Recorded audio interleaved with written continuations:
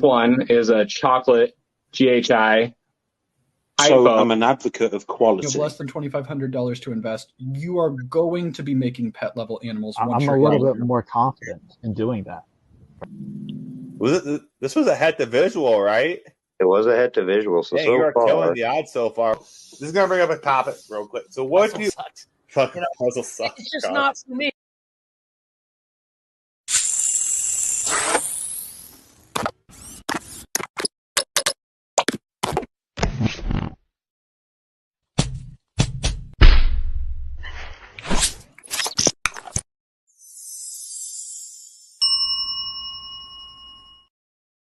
What's up, guys? Welcome to Morphing Around the Podcast, part 2.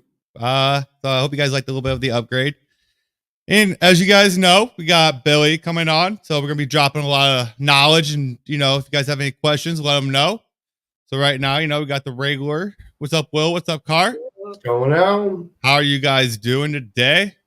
Fantastic. Loving life. Awesome. I'm glad to hear that. Real quick before we bring Billy out, Will, what's your idea on Will's Wednesdays right now? I did have some people asking about that. For the first one, I'm not sure yet. Like, I'm thinking about doing like a tank setup for a glass tank with the under tank heaters and instead of the dome. Okay, are you still planning on doing the same date that we had originally scheduled? Like, so it'd be this Wednesday, it'd be this coming Wednesday. Let me see. Let me check my work schedule. Okay, yeah, I know you just started working, so I kind of messed everything up on us real quick. So, we'll keep you guys posted on that real fast. But so stuff like that, just stuff that's not specifically ball python. Yep. So I did have people asking about that, the expos and stuff. So like what you were going to do that. I wasn't sure because of your work schedule. Cause I knew that you just started work. So you guys, you know how we do before we bring out Billy, I do those highlight reels. Still going to do that. So roll that highlight reel for Bill. For mutation creation, not one. Anyways, slack it on the back. Yep. Slack it on the back, just like us Canadians. So, boom, Canadian true proud. No income, no sales, no. It's a different. I mean, that was nice, wasn't it? I don't think it was enough though. Do you guys think it was enough? No?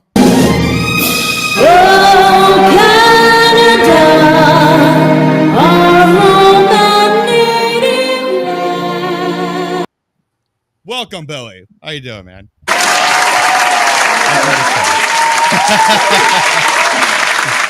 Hope you like. I love the highlight reel. Some weird, you like that? We're so fucking animated, man. Yeah, man. We did a lot more work in the podcast and stuff. So we got Right Lines. Welcome, Right Lines. Thank you for joining. Eric's. We try to catch up with this real quick. Holly, what's up? How you doing? Sammy, how you doing? Brian. We got big news with Brian coming out on the show as well. Cool. Yes, for sure. What's up, David? He says, what's up, Glenn, Billy, panel, and chat. I gotta scroll up here. We got Cartel Coils. So Carter's Coils. Yep, Carter's Coils. There you go. There you go. There you go. We got Ed. Ed said he's gonna be here for the first half hour. Yeah, he was saying it was like midnight over at the Neverlands. Yeah, so coming from the Neverlands, like thank you. Hours away, man. Ed's a beast, man. He's always fun, and that's awesome. Until 2-3 in the morning on some of the lives. I mean, he's an animal. I love him, but heck yeah, man. All right, so let's get down to business real quick. So we got a couple questions for you, Billy. Okay, shoot. So we're gonna be dropping knowledge. If any of you guys are watching this, have a question for Billy as well, feel free to ask him in the chat. We will get to it when we can. All right. So when you first created mutation creation, okay, at what point did you realize that change needed to make place, or that you needed to invest a different way? Type. So I was investing even prior to doing well. Okay. So imagine no social media, no Right. Facebook. Okay. You couldn't really Google ball python breeding. It wasn't around. There was books, and then there was magazines like the Reptile magazine that would come out once a month, and there might be an article on ball pythons. If not, it was chameleons. You're like, damn it. We had a small circle of people that I knew in the industry here. Okay. But the prices were expensive back then. Like, when I got into it, okay, piebalds were 50,000 US. Right. Okay? Damn. Albinos were 35,000. Yep. Exantic was around 25,000. Genetic stripe was around 22,000. So it was up there. This is before pastel, spider, black pastel, cinnamon, any of that stuff. Way before that. And then there was normals and stuff that was like wild caught or imports. And I remember going and buying like normals that had little different weird patterns or weird bellies and stuff like that. But before I even had my first clutch, I spent some decent money. My first pastel male was $6,000.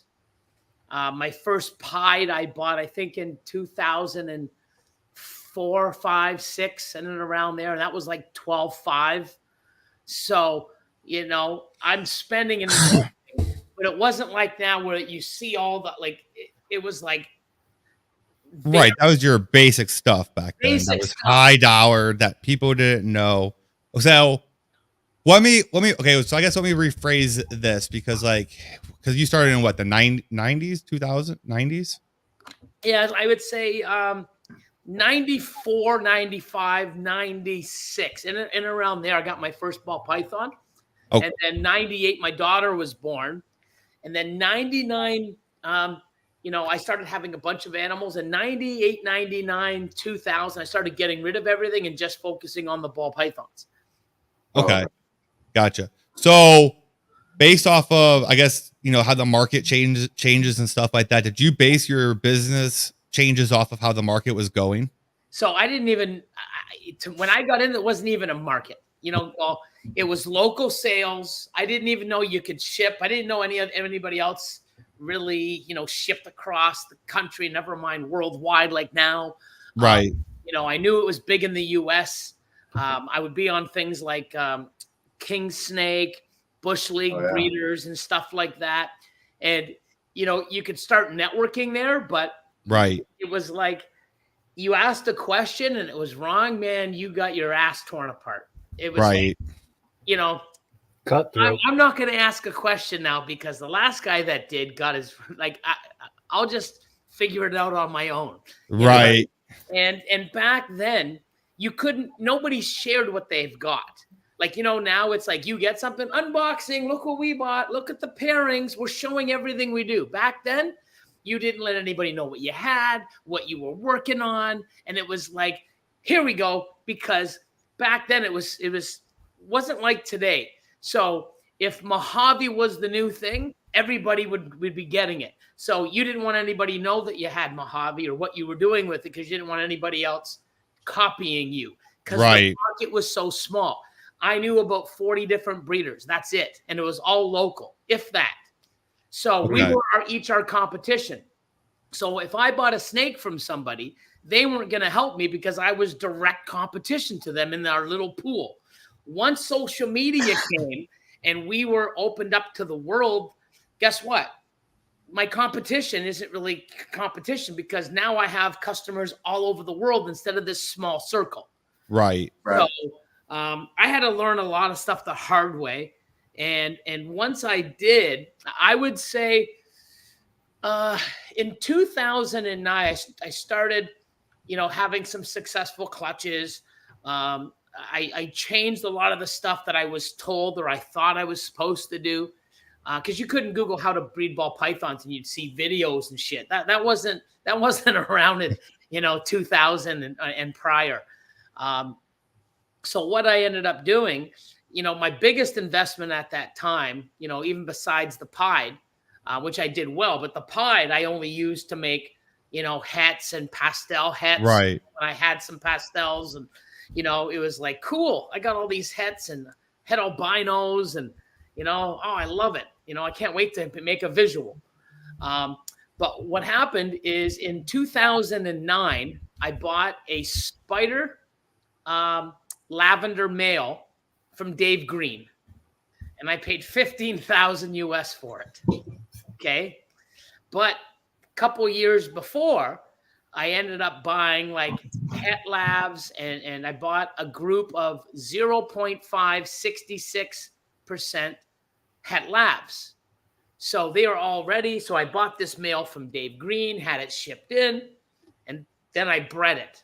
And out of those 5, 4 proved out to be het.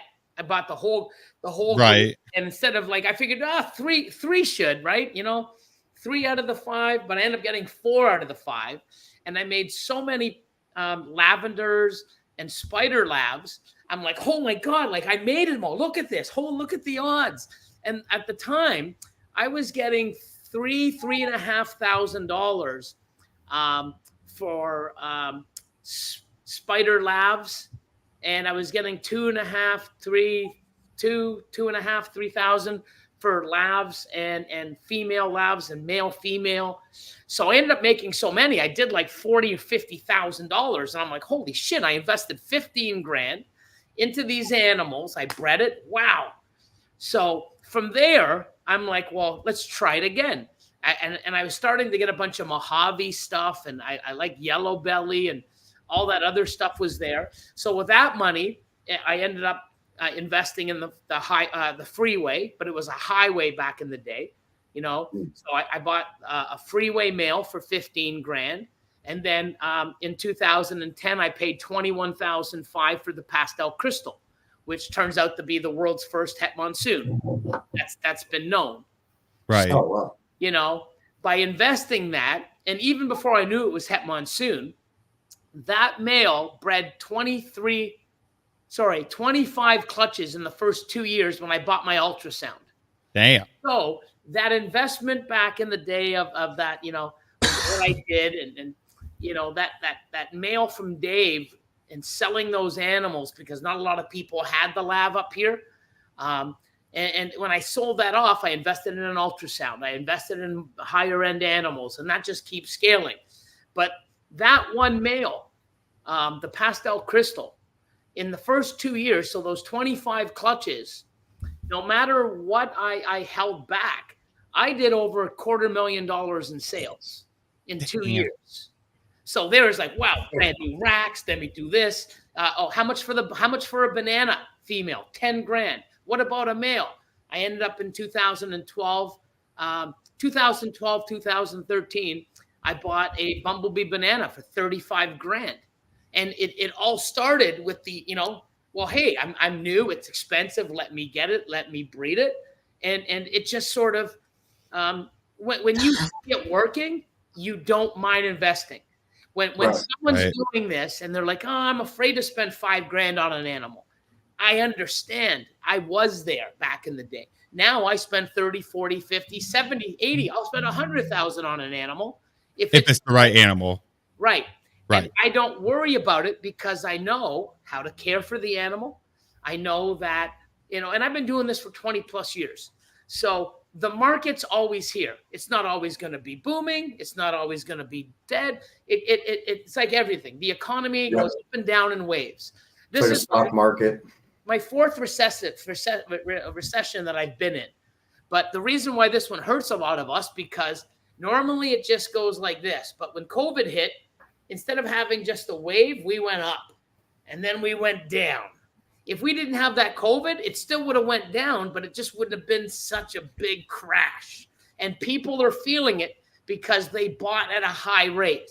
Now it's crashed. But if we didn't have that inflation, it would have been just, a 30%, 20%, right, not 120%, 150% drop. So that's why a lot of people are going, oh my God, the market's dead. Ball pythons are selling. You just got to be a little creative. you've got to have the right stuff. I've sold several packages in the last few months, and believe me, there's money in the industry. It's just you got to have the right stuff for the right people when the people have it. Yep. But I think that I see many people they're afraid to invest in themselves. They've got the racks, they've got the animals. They've got some experience, they've got a logo, they've got a brand. Everything's great.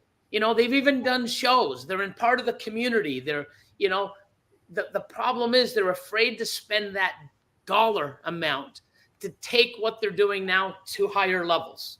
And I know it's scary, but if you spend the money when you're ready for it, you have females that are a year away from breeding, and they're the right genes, and you get that right male instead of using that one male chasing 1 in 16 or 1 in 8. You get that right male, and instead of doing what you can do in 3 years, you can do it in year 1. Yeah. And then, you exponentially grow in production, in your genetics. And I know it's scary, but here's a guy that invested money like 5, 10, 15,000 when there wasn't a market like today. If I got in, well, I can't say that, but if the market was like the way it has been over the last 5 years with social media and all the help and guidance and community and support that we have now, I would have been spending 20, 30 grand at a time instead of 5 and 10. Right. But I spent 5 and 10 when there was no big global economy. There was no fucking visual double recessives and shit like that. And I'm here now. And, you need to invest in your business, in yourself, in higher animals, because, we don't have the time. And when you're chasing high odds and you got to wait years to get there and you miss, it sort of sucks. It really does. Like, you do it again and you miss again. It's like, what the fuck? I've got all this money tied up. It's been 3 years now to raise them. This is my second clutch and I've missed. What am I doing, man? This sucks. Sell them all and buy the male. Yeah. You're doing it wrong. And if you invest in that right animal, instead of 1 in 16 to go to 1 in 8 or 1 in 4 with extra genes. So you're not a breeder 1 level, you're a breeder 2, and you start seeing things. Oh my God. And when things start doing well and you're hitting the odds and you're making money, what are you going to do? You're going to fucking spend more. Yep. That's exactly what I did, man. I'm just going to spend more. Screw it. Yeah, the thing is, you see it working. And then the more you spend, the better you buy, the better you get, the better results. Oh, wow. Let me do it again. Let me do it again. And if you start doing things that are successful over and over and over, you're going to be more successful. Yep. And you have to buy quality. You can't just buy it because it has that gene attached to it. You have to actually look at it. Because some of them may have that gene, but it's a very poor quality. And that's just going to continue on down the line. Oh, 100%. And another thing too, you really got to watch, especially when you're starting new, is if you don't have a nice infrastructure of animals and an idea of what you're doing, and you're just starting to chase stuff. And I'll use the example. I had somebody that I was mentoring back in the day, and they really wanted to buy the Batman. And at $8K, I'm like, dude, damn, it's a 2-gene recessive. It's a 2-gene clown. Yep. It's a nice animal. It's a cool name. It's fucking awesome.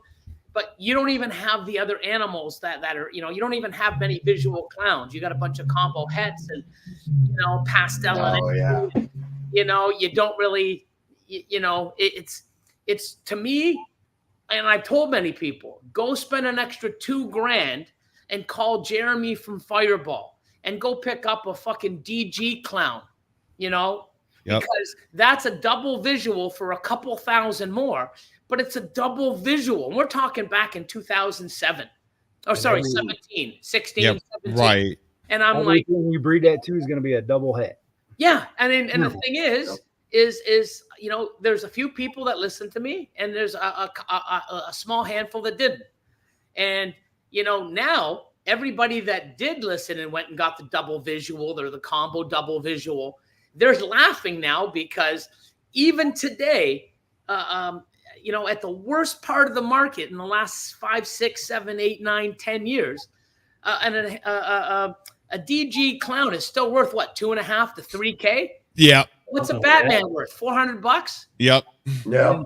Okay? There you go. That's a good point. And if you If you're were to lucky. read it, and all these people now, right, 6, 7 years later, the people that bought the Batman are just making more clown stuff that's oversaturated. Maybe they did some double visual stuff, which I hope they did, or triples.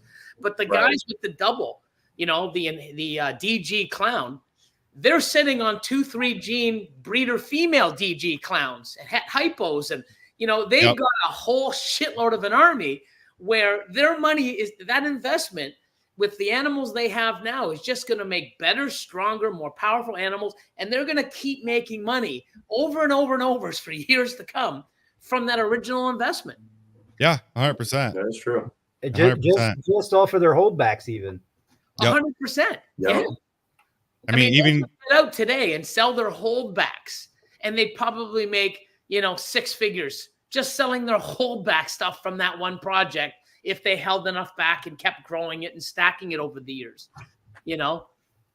Yeah, I think me and Carr had that conversation too the other day. It was a while ago when we saw the Batman's drop down in price like that. We're like, well, I mean, we're like, technically it's only a 2 gene, you know, animal with clown.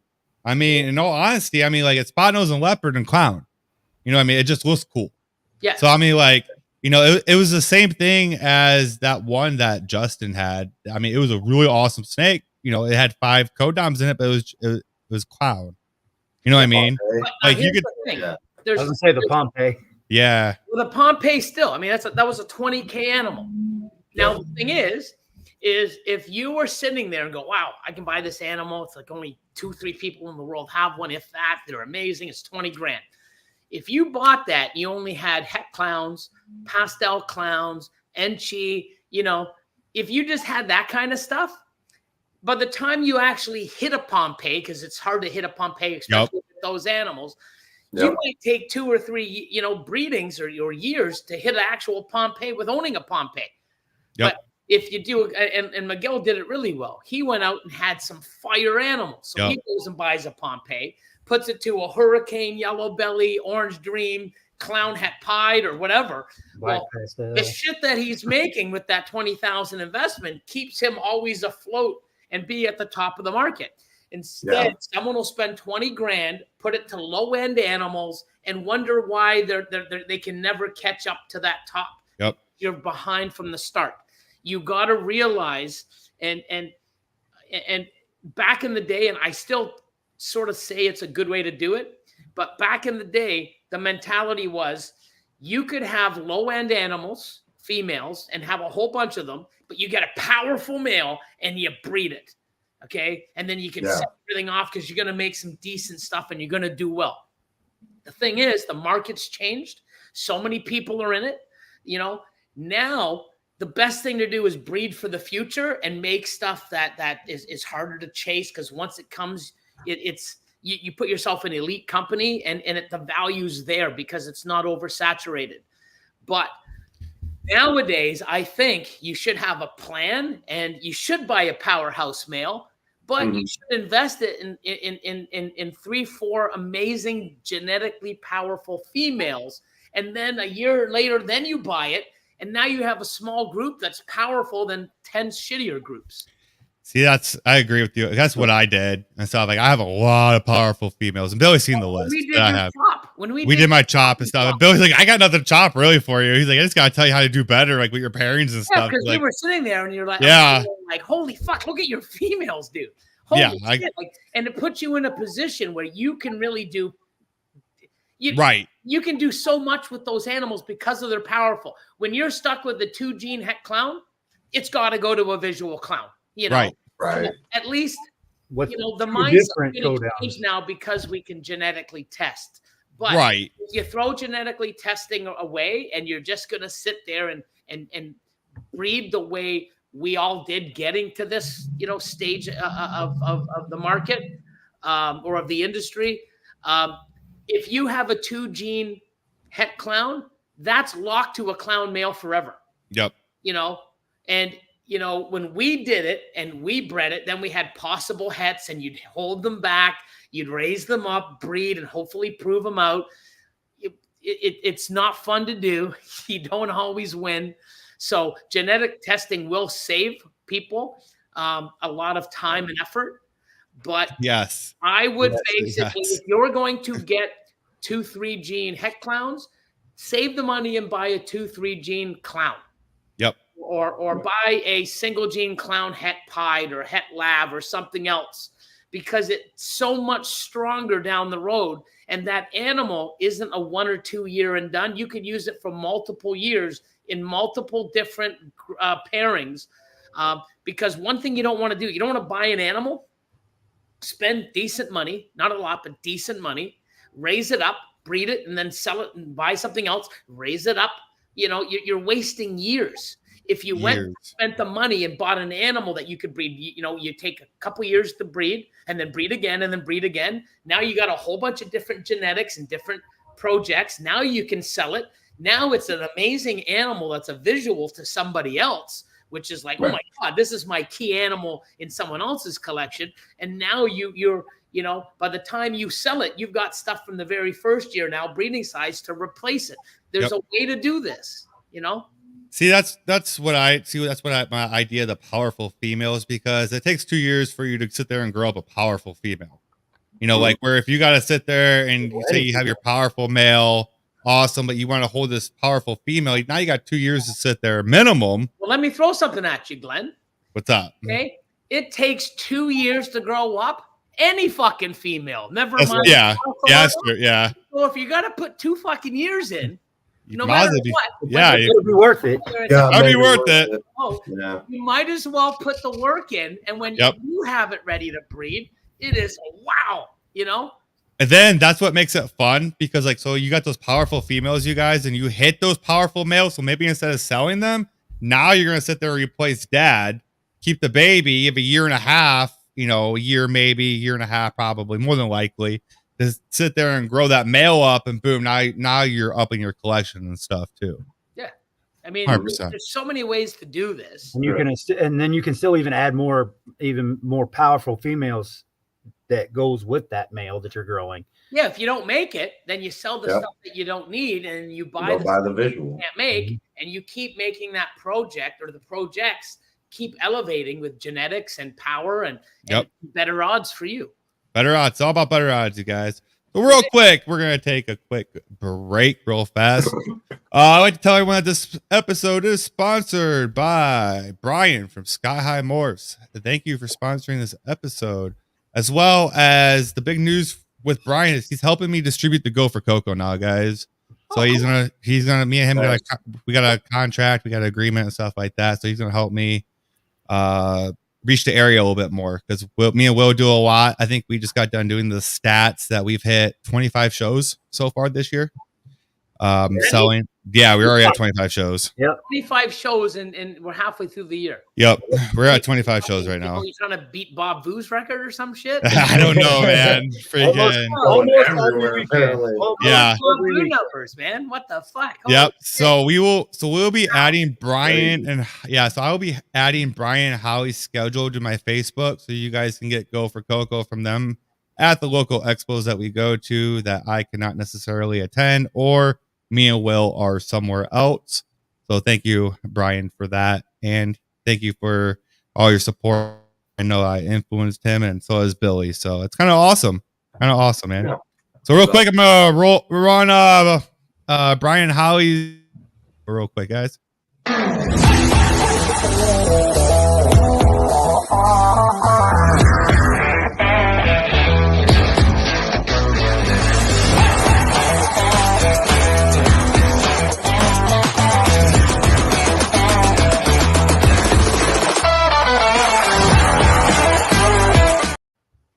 All righty.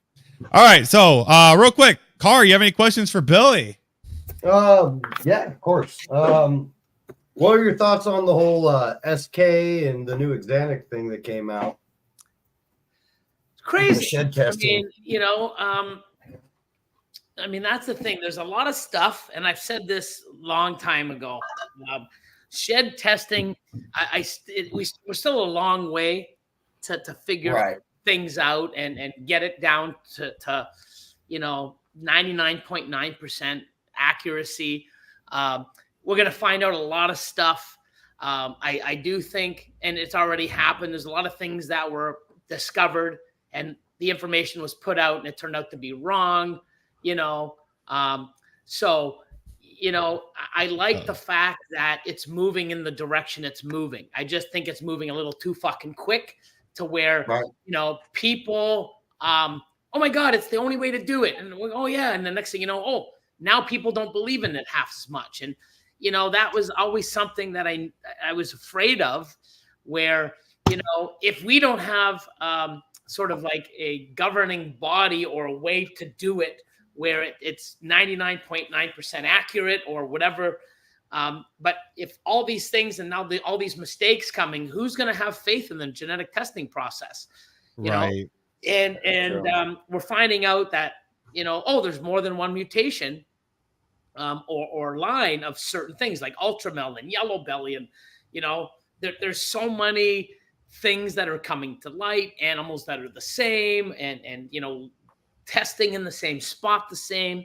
But I think real quick, is that surprising to you? No. Not one bit. Did you ever have any hunches of any of this? Like behind closed curtains or whatever, like where you're like, maybe SK is the same as. So, I've been part of genetic testing. This is, I think, 9 years. We were pretty much the first in the world to do it.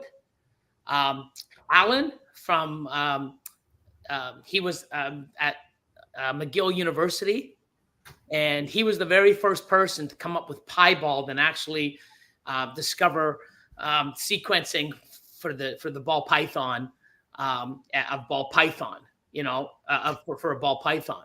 And he's still working with people behind the scenes and doing some stuff. But I just felt like it came out way too fast and way too early. And a lot of mistakes were made. A lot of people were, their problems were fixed. And I get it. It's like when you do anything new, there's going to be problems and you're going to find stuff out. I just wish, it came out a little later. Do you think that was because of, let's be real with everything here. Like, I know everything's a business and money rules the world. Do you think they did that because of the money in it? Well, I'm going to say yes, but not for lining their pockets. Right. Expensive. It's here for many, many years, we had government grants. Okay. So we had government grants and use of the lab at the universities and everybody involved.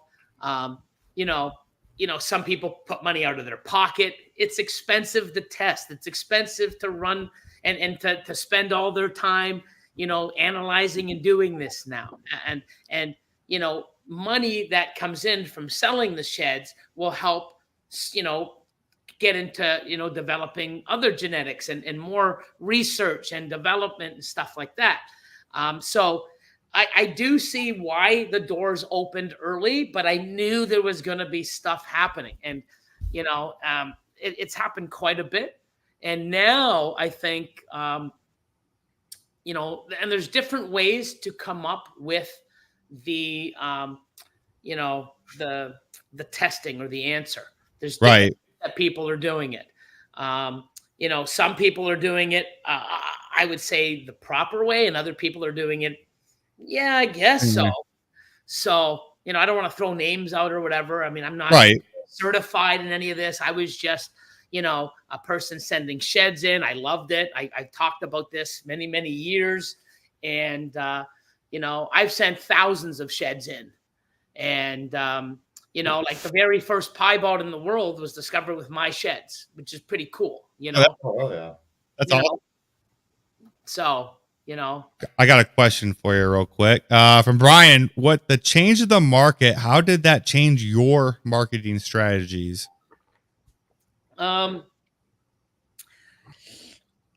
I didn't really change my marketing strategies. Why I say that is 10 years ago, I had about 30% of what I made was to sell. I'm going to put this to this because they're all going to sell. Okay. Now, every pairing I breed to hit something that I want. And if I hit it, great. All the rest, I'll sell. I could give it away because I want to hit this animal. And to me, that's what's important, is hitting the animal, proving stuff out. My collection isn't going to advance unless I make better shit. I can't make better shit unless I roll the dice and take chances. People are saying, hey, Billy, you got all this monsoon stuff. How come you don't have, why don't you just buy, why are you doing double het to double het? Why don't you just buy a monsoon pied, back in the day before Austin hit him? There wasn't to buy. The only way, to do it is to take the long shots. And then when you finally hit it, now you can breed it back, and now it can, exponentially grow. So it's for me, I breed to hit my stuff, and whatever's left over, I sell. Now, I put myself in a position where I have overhead, staff. I have a certain amount. So there are some things that I miss and I don't do really well. And it's like, fuck, I got to give up some of the gold that I don't really want to sell because something's got to pay the bills. Right. So and what's good about it, at least, is some of the gold or some of the stuff that I don't really ever want to sell, at least it's going to my Patreon peeps. So, you know what I mean? Like, it's not just going to a random Joe Blow that it's like, fuck, I'd rather it go, even at a discount for my Patreon people. At least I know what's going to people that I want to see succeed, even though I want to see everybody succeed. But the people in my Patreon, I want to see them take it to another level. They invest their time in me and their belief and in themselves, and I reassure them, and I'm trying to put out information that people can look at, and not only just what to buy, what to do, how to look at things, mindset. There's so many people that think that, if you don't buy the best, you'll never make the best. That's so bullshit. If you don't know what you're doing, money doesn't make the business. It fucking helps. But if you don't have any experience, knowledge, or understanding of it, money's just, fuck. It's like money helps. But the knowledge, the support, the belief in yourself, the understanding of this industry, and money fucking skyrockets it. Money alone will do nothing. You'll be fucking losing money if you have no idea what the fuck you're doing. Yeah. I think at the right time or the wrong time. And I like it, man. I agree 100% with you. But I think that I remember it was a while ago when you were like, you buy this $20,000 snake, but you got nothing to go to. Snake's worthless. Like, still got the females of the male. Yeah. But a triple recessive male, great. And there's nothing wrong with that, but you're going to put that to all these other animals that you should be using to make your other projects grow or making stuff that you can sell. But if you're using that powerful male to these other animals, you're not making visuals or other stuff to sell. You're making shit to hold back. Right. And guess what? Even if you have a triple visual male and triple visual male, and then you raise up these animals, you breed it, you 2 years later, these females are combo triple hets. You're still chasing the fucking odds to reproduce the same fucking male that you've had for 4 years. Yeah. Should always try to add something. Like, if you're, that's my problem with pairing. That I see with pairings. Like, if you're pairing something, you can just go buy it. Yeah, exactly. Yeah, if you're in this, but some people, and this is where, the Patreon sort of has come in, because, I've seen, and I get to talk to people one-on-one. I know their budget, or they know their budget. They let me know their time. Some people have families. Some people have a crazy lifestyle at work, And not everybody can sit there and go, oh, I'm going to buy that. I'll just buy it. Yeah, that's so, true. you know, I want to let people know, hey, here's reality. Here's where you are. There's where you want to be. With money, you'll get there in 2 years. Without money, it may take you 4 to 5. I'm just being real with people.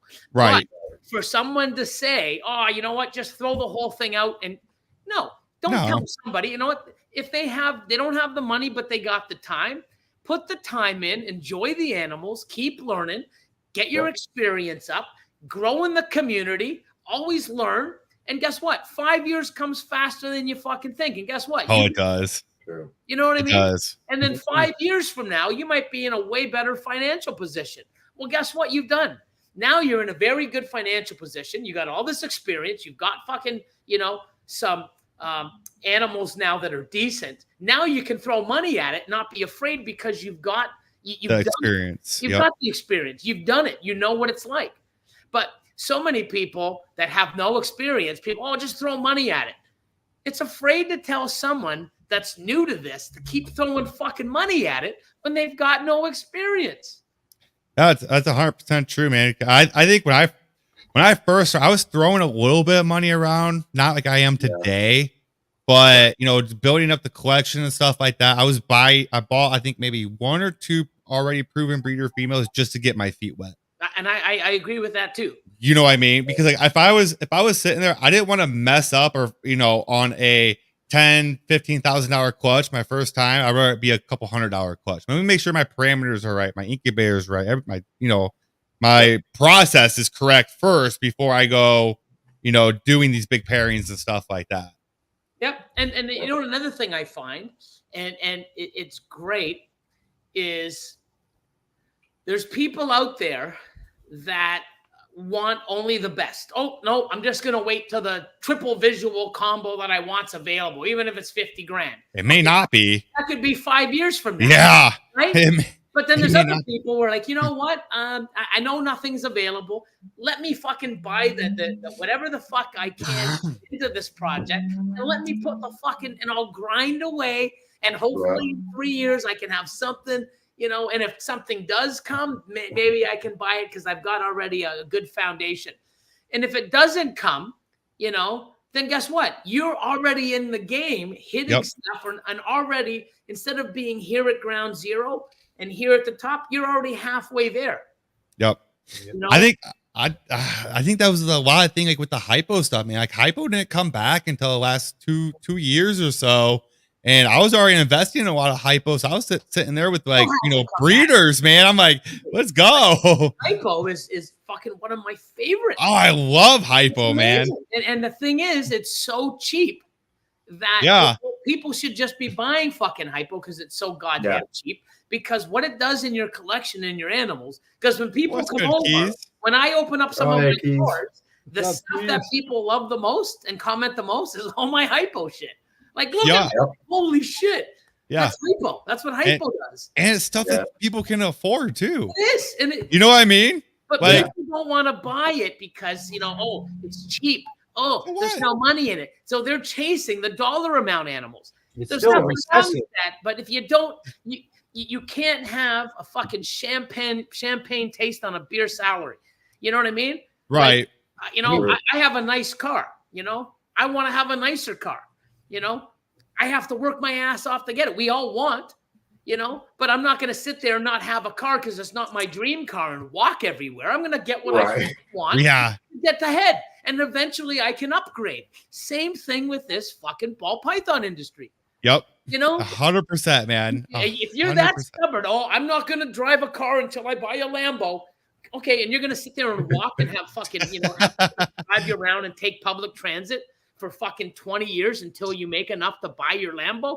You're a fucking idiot. I'm going to go buy a feeder for $2,000 and drive it to a full car. 100%. Yeah. And that's the thing, right? So think of it. If you can't go and afford the best fucking genes and the best genetics on the planet that you want, and you could definitely use, you get the next best thing or the next best thing, whatever works within your budget. Because, you know, it's like playing the lottery. If you don't fucking buy a ticket, you'll never win. Nope, never Everybody wants to win the millions, but you got to pay, to get a ticket to win. That's what I always say. When I win the lottery, I'm going to do this. I don't play the lottery. Yeah, like, that's what I tell them. Like, you got to play the lottery to win well. We are. You know what? This is a lottery we're doing. We invest. It's true. It is. It is. Catch and win and like cut the eggs. Nope, not this year. Next year. This is a lottery. Yeah, I mean, because I hit that GHI Mojave Enchi hypo. I sent a picture of. Like, that animal's amazing. Like, it's not even like that expensive animal, but like, I mean, just the look of the hypo, just that's the beauty of it, and that's just not even dollar amount. That's just an awesome freaking animal. I love hypo, man. I really love it. Accentuate a lot of genetics. What's up, Eric? How you doing, man? Even it's just a cheap hypo, may be cheap, but it's still a recessive. Oh yeah, 100%. Exactly. And if you're just making hypos, then you're doing it wrong. But if you're adding hypo in your doubles, triples, and quads, exactly, it's cheap, all day. And it makes the animals look good. But everybody would rather get into a double recessive. Yeah, but you know what everybody wants? Monsoon, sunset, monarch, those are fucking like next level high end shit. If you want to get something within your budget, work a little bit, that's more, relevant. Like that's, I mean, we all want this, but sometimes you have to just deal with this and work your ass up to that, Yeah. It's more affordable and you still make some really cool combos with it. I went double head on my sunset, so male, female, and so hopefully I can get some visual sunsets. So, heck yeah, man! And you see people crush the odds and do stuff, and you know what I mean. It's like you got to have a ticket to win. If you don't have a pairing, even if it's 1 in 250 million fucking to 1, it's still something that someone that doesn't have it, you still have a better chance than someone that has nothing. 100%, man. Guys, you got to, man. All right, real quick, we're gonna do a quick commercial break, real quick for USARK. We got a commercial for them. Don't forget to support USARK for everything they do with the reptiles and industry in general, guys. Yeah, so again, Phil Goss, I am president of USARK, which is... Everybody, welcome back to USARK's official channel. And unfortunately, we've got a live alert for us today. For the conservation of reptiles, but it's not always the case. Phil, could you explain to us what's going on with that? So another big alert that we put out was the United States Fish and Wildlife Service is looking at possibly adding 2 reptile species under the Federal Endangered Species Act. Make sure you guys are checking out USARK's website, usark.org. Keeping up to the latest events on that as well. So, all right, back on topic real quick. Let's double back down to that question real quick. As in me, what am I doing market wise? Not much really. I'm not sitting there pairing simple stuff. I'll tell you that. I see what's selling at expos. I see what's not selling at expos. I cut out expos that aren't doing as well. As in traffic flow. I would rather sit there with 1,500 people that come through the door and not sell anything, or 100 people through the door that don't sell anything. What are you gonna do? So I mean, that's something to keep eye on. Really keep an eye on my breeding. I'm not probably breeding as much as this year was a slower year anyhow, so it wasn't gonna happen regardless. But I am, like Billy said, I am shooting. I did my double het army last year. So I'm sitting on a whole bunch of double hets right now, double het hypo clown. So you guys should see that project be popping off here sometime soon. Will, what are you doing, man? I'm right there with it. The double het hypo clown. I got like 5 females. Yeah. I've got females that are pied, that's double het hypo clown, a clown that's double het hypo pied that I'm trying to work. And then I'm going to try to work sunset pied because that's my double recessive in the sunset because that's what I could afford. Right. I got them for a decent price. But not only what you can afford, sometimes people, because I've seen people's lists and I'm like, shit, you know what? And people that have some incredible collections and they have a very big bankroll. And I'll look at it and I'm like, wow, you got some really nice stuff. Why the hell did you pick this little bunch up? It's all that was available. Oh, it makes sense, right? Sometimes when you're focused on all the high-end stuff, it's like, well, why do you have this low-end stuff? And they're like, Billy, do you know where I could get it in any? Oh yeah, you're right.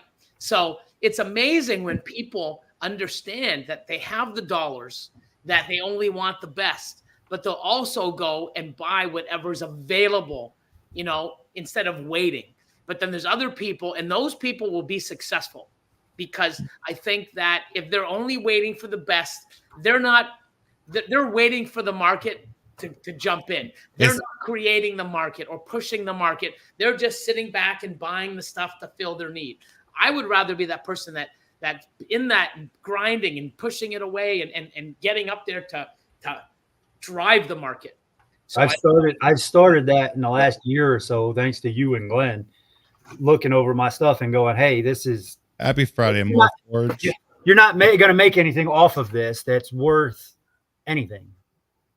Yeah. You need to upgrade. And I've switched a lot of mine. I pretty much sold almost all of my original snakes now and invested in the right way. Yeah. And it's not always about, and that, I get it. This industry is so crazy. The animal it's tough. Morphs. It's fuck, man. It's like a kid in a candy store. We want it all, man. But you know what? Realistically, to do this right, you can't. You got to pick your projects, keep working them. And instead of, building something half-assed and then starting something else half-assed, oh, these fucking heart things, my God. No, I'm trying to make triangles, not fucking heart. But you start making everything half-assed, and 10 or 20 half-assed projects. It's better to have 1 or 2 solid fucking projects and watch it. And once you see how that takes off, you start another project the same way and you grow them. And believe me, it's the best way. But everybody, I want this gene, I want that gene. And we get caught up buying a whole bunch of different shit, and none of it works, or we're chasing so shitty odds and we don't have enough females for the male, and we're not getting anywhere. We're just breeding and hoping. You're grabbing up everything you see that you like, but none of it works with the other animals you have. So you're just chasing your tail. Yep. So that's kind of what I did. I'm down to 2 different projects. Eventually we'll work them into the same project. 100%. And that's the way to find something else. Yeah. Budget does come into play, but I don't want people thinking, I don't have money to invest in this, I'm never going to do well. No, you well. Put in your time, and you got to be smart.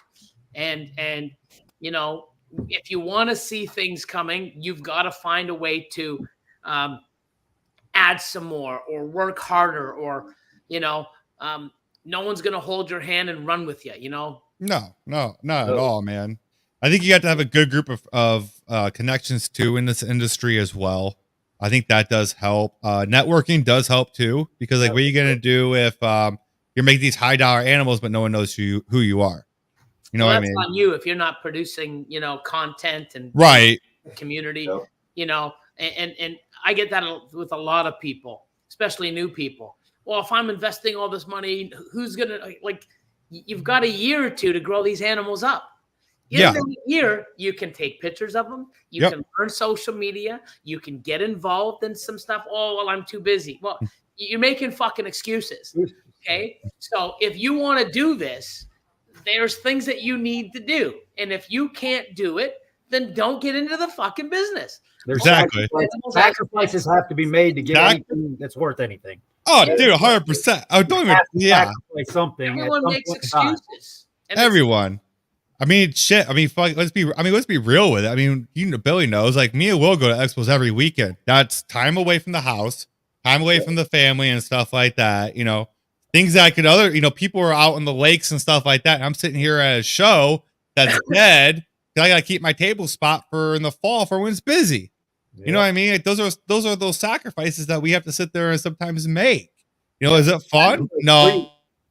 Me and Will have been through some tough expos. I don't think it's all roses and daisies and stuff, guys. Like these expos and stuff, man, they can be hit or miss. And it's a grind. It's a grind. It really is, man. It's insane. You got to give up sleep sometimes. Yeah, go up, sleep, go up, freaking. Like, I especially working full time as well because this isn't paying for itself. And you're That night work. shift too, right? No, I'm days. Oh, I thought you were night shift too. No, no way. I used to be back in the day, but yeah, not anymore. There's Like, people out there fucking really grinding, and the thing is, oh yeah, keep doing it as long as you understand what you're doing and you have a plan and you're getting it.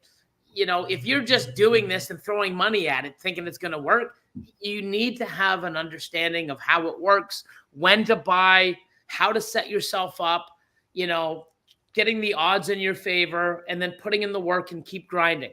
If you're not doing any of that and you're just working your ass off and buying whatever, whenever, because you have it, you're not going to do well. And right. It's sad because everybody wants to do this and enjoy it. And you need to understand little bits and pieces of how it works and how to do it right. And when you do, you will do better.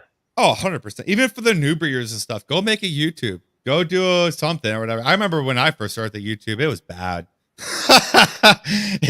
I'm just starting off, like, just trying to make some content, being a new breeder, get my name out there and stuff. And you can use that as a journal and stuff. See ya, Ed. Thank 100%. You, man.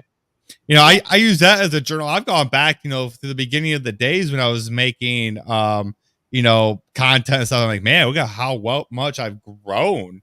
And speaking of which, by the way, I would like to thank everyone because I hit 803 subscribers now. So we went up quite a bit. We're over the 800 mark, guys. So thank you so much for that. Yeah, hope you guys are enjoying the new podcast. Yeah, once you get to 1,000, then you go 15, then 2. Yep. It just starts, but it's a rough grind to get your first 500, man. Like that was rough. I think we grinded really hard to get that 500. That was definitely hard. Definitely. Do you have any questions, Will, for Billy? I do. I have a question. It's not necessarily ball python related. If you would leave Canada, and if you would, where would you go?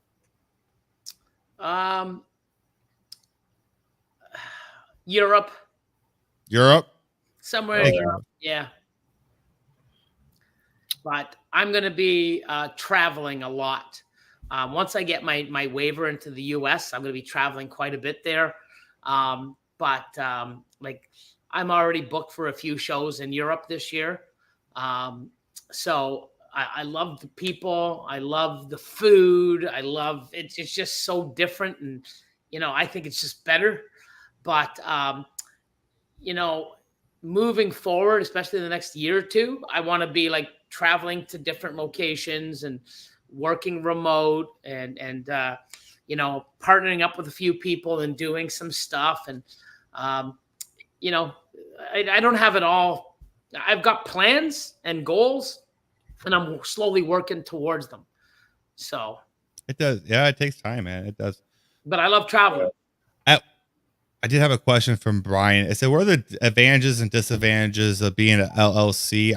Corey, or the freaking Billy's, you're probably a corporation now, aren't you? A corporation, yeah. So yeah, that's what I figured. What to do is definitely go and speak with an accountant. Yep. Tell them what you're doing, what you've invested, what you think you're going to be selling, and then, everything you sell is going to go back into the business, and I'm going to upgrade my racks, and this is my 3 to 5 year plan. And they're going to basically direct you to say, you should do this, you shouldn't do this. There's tax advantages to do this. There's tax advantages to do that. So you need to, and I believe every state has different, regulations for taxes and stuff. So I know here in Canada, if you're not making over $30,000, you don't need to collect what we call HST. So, okay. If you're not doing that, then there's no sense collecting it because, but, your accountant will set you up the best way or give you the guidance of what you should do and the reasons why you should do it, Yep. So a corporation here, none of my personal assets are liable. So if somebody slips and falls in here and sues Mutation Creation, they can't touch anything that I own personally. Correct. Because I'm a separate entity. Yep. And you know, even here, one of my biggest expenses, I spend, I think it's almost $700 a month for insurance here. Damn. So I've got multiple, so $5 million liability per incident. So if 10 people came in here and they all slipped and fell and they all sue me for $5 million each, my insurance will cover them for $5 million each. Hey, you know? Will, we need to go over to Billy's real quick. That's what I was. You know what? I mean, We need to make a trip real quick. I'll slip and fall, and I'll be like, Right. I'll take this snake and pay. That's why Billy. my floors are anti-slip. I've got cameras everywhere so that, you know, but, you know, you want to protect yourself and the corporation. And, you know, I go a little overboard because I can, because I don't want to be, right. Oh, I should have did this. You know, it's something that I feel that if I have the money and I can afford to take everything to a higher level, why not? You know, 100%.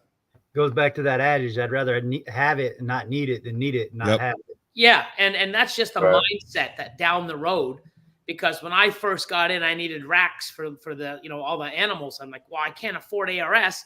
Let me go get some alamine ones. And then I did that for a couple of years, and it's like, fuck it. I hate these things. They're a pain in the ass. The water discs keep flipping all over.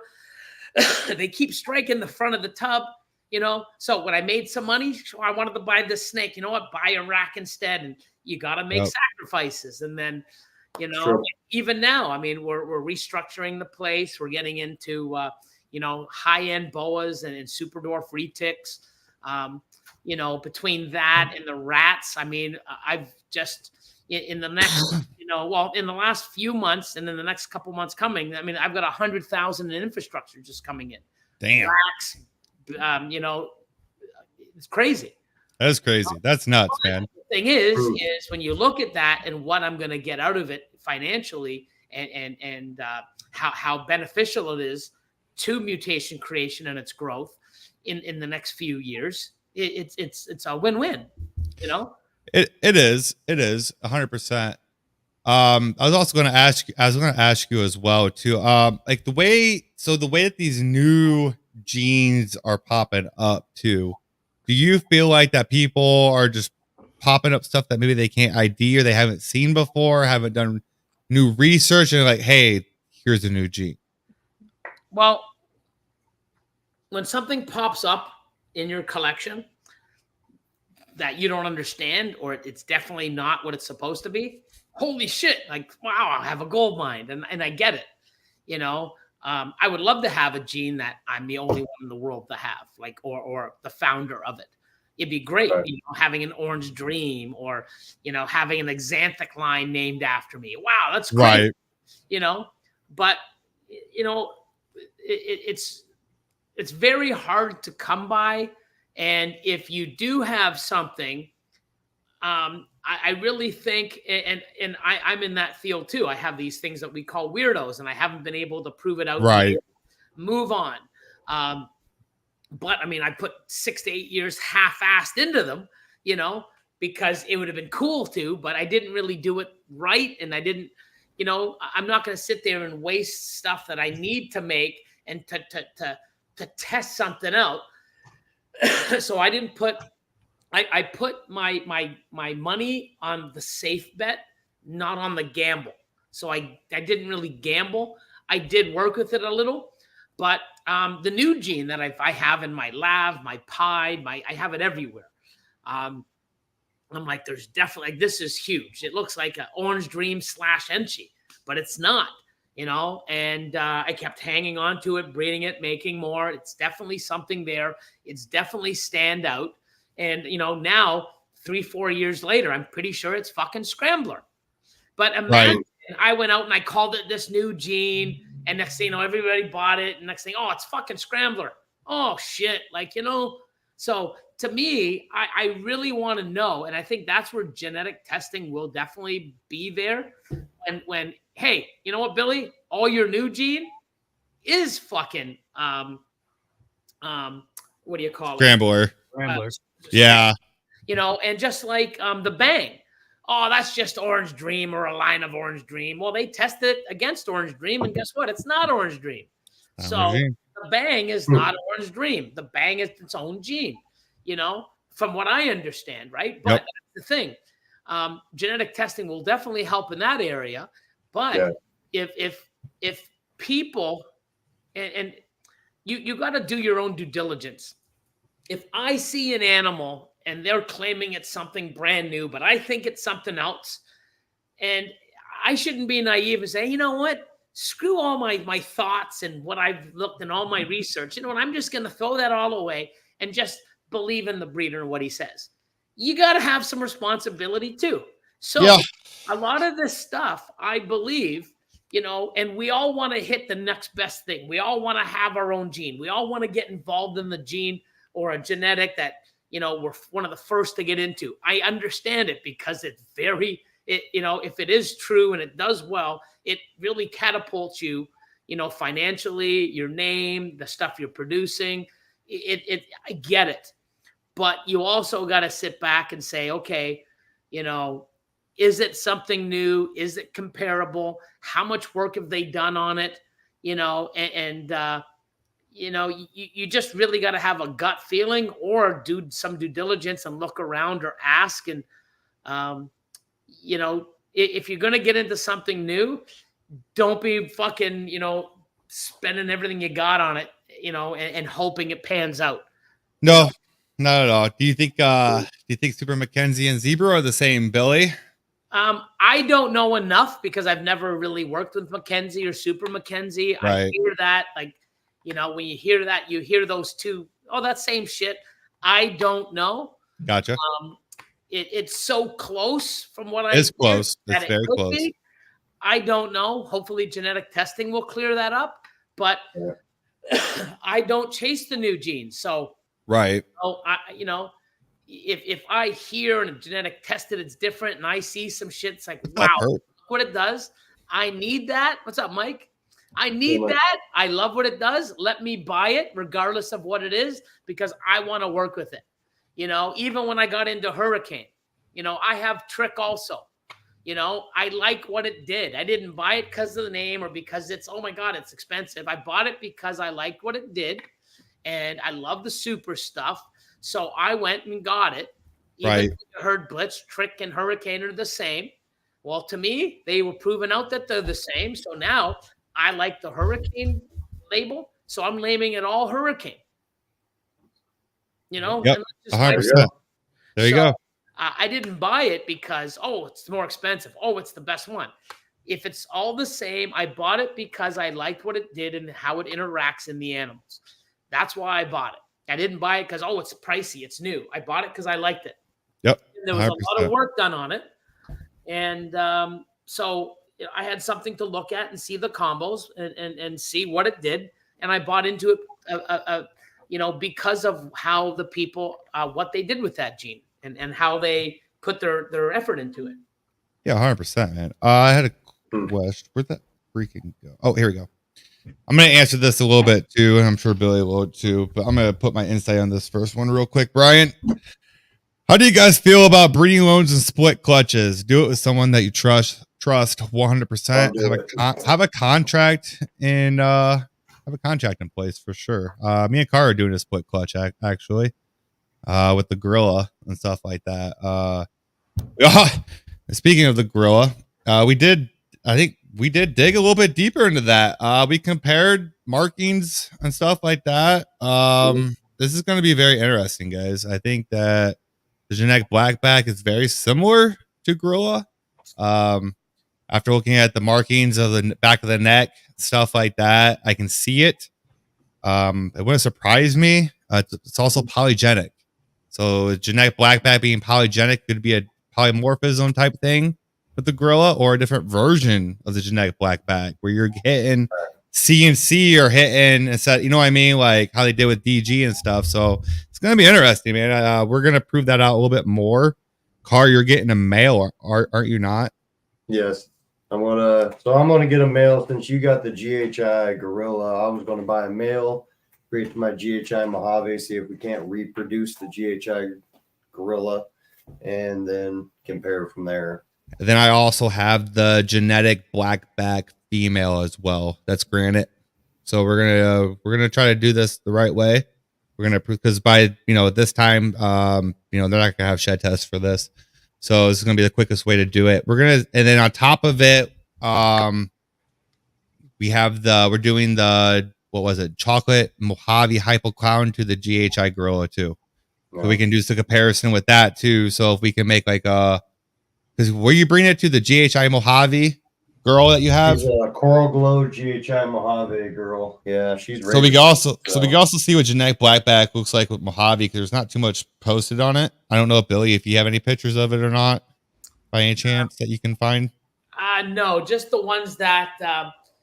So I had, and the funny thing is I had genetic blackback. I sold mine all in 2012 and 13. So I sort of know what it looks like. I've produced stuff. Well, I've seen it, but then 10 years later, 11 years later, I haven't worked with it. But right, it's still there. And looking at some of the examples on World of Ball Python, you can see the similarities. You can see. Not saying that it is, but right. I'm not saying it is either, because I'm gonna bet that it is that. When people are screaming, "Oh, it's HRA," and I'm like, "No, it's not HRA. No, it's not HRA. Certain combos, but it's not even that close. Genetic blackback makes me look where it's like, okay, holy fuck, like it's really strong, right? So it is. It's very strong. It throws a very similar pattern in the back of that neck and along that dorsal when it breaks it up. I need to see it. It's very similar. And we really looked at it and stuff. It's very similar. So it's going to be. I hope it's not. I really hope it's different. 100%. But if it is, let's say we have the information to prove, as such, so you guys can follow the channel. We will release more with this pairing, and we will actually do a cut-ins on the channel of those when we get them. So we're not high. Too, right? What was that? Oh, Ideal Python's in the house. Oh, what's up, man? Hey. What's going on, man? Out of here. So yeah, that's gonna be very interesting. Real quick, we're gonna take a commercial break. Go for Coco, guys.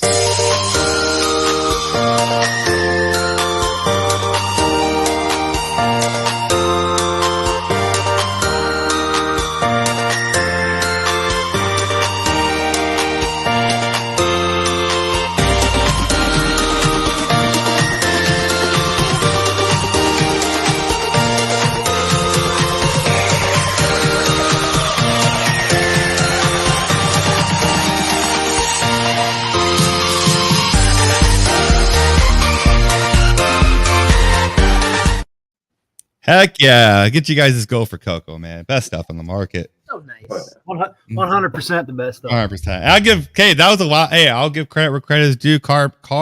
Congratulations, dude. That was an awesome reel, man. You made that reel, dude. It really was. That was a great reel, dude. So one thing I was going to say before the awesome commercial. Go for yep.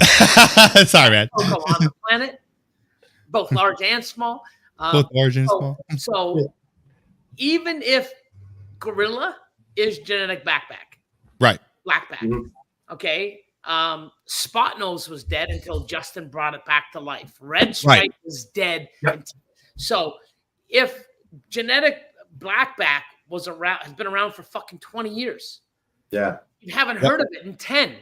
Yep. So now, if it is, guess what? Look what it does. No, it's back on the market. Nobody back in the day did stuff with Gorilla and GHI or blackback and GHI. It wasn't around.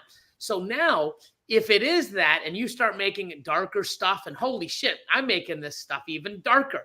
Look at this shit in banana. Look at how crazy it is with confusion and lavender. Holy shit. Guess what? Whether it's genetic blackback or fucking gorilla, it's gonna bring some fucking value and bring back that genetic back to life and have some eye-opening demand for it, because it does.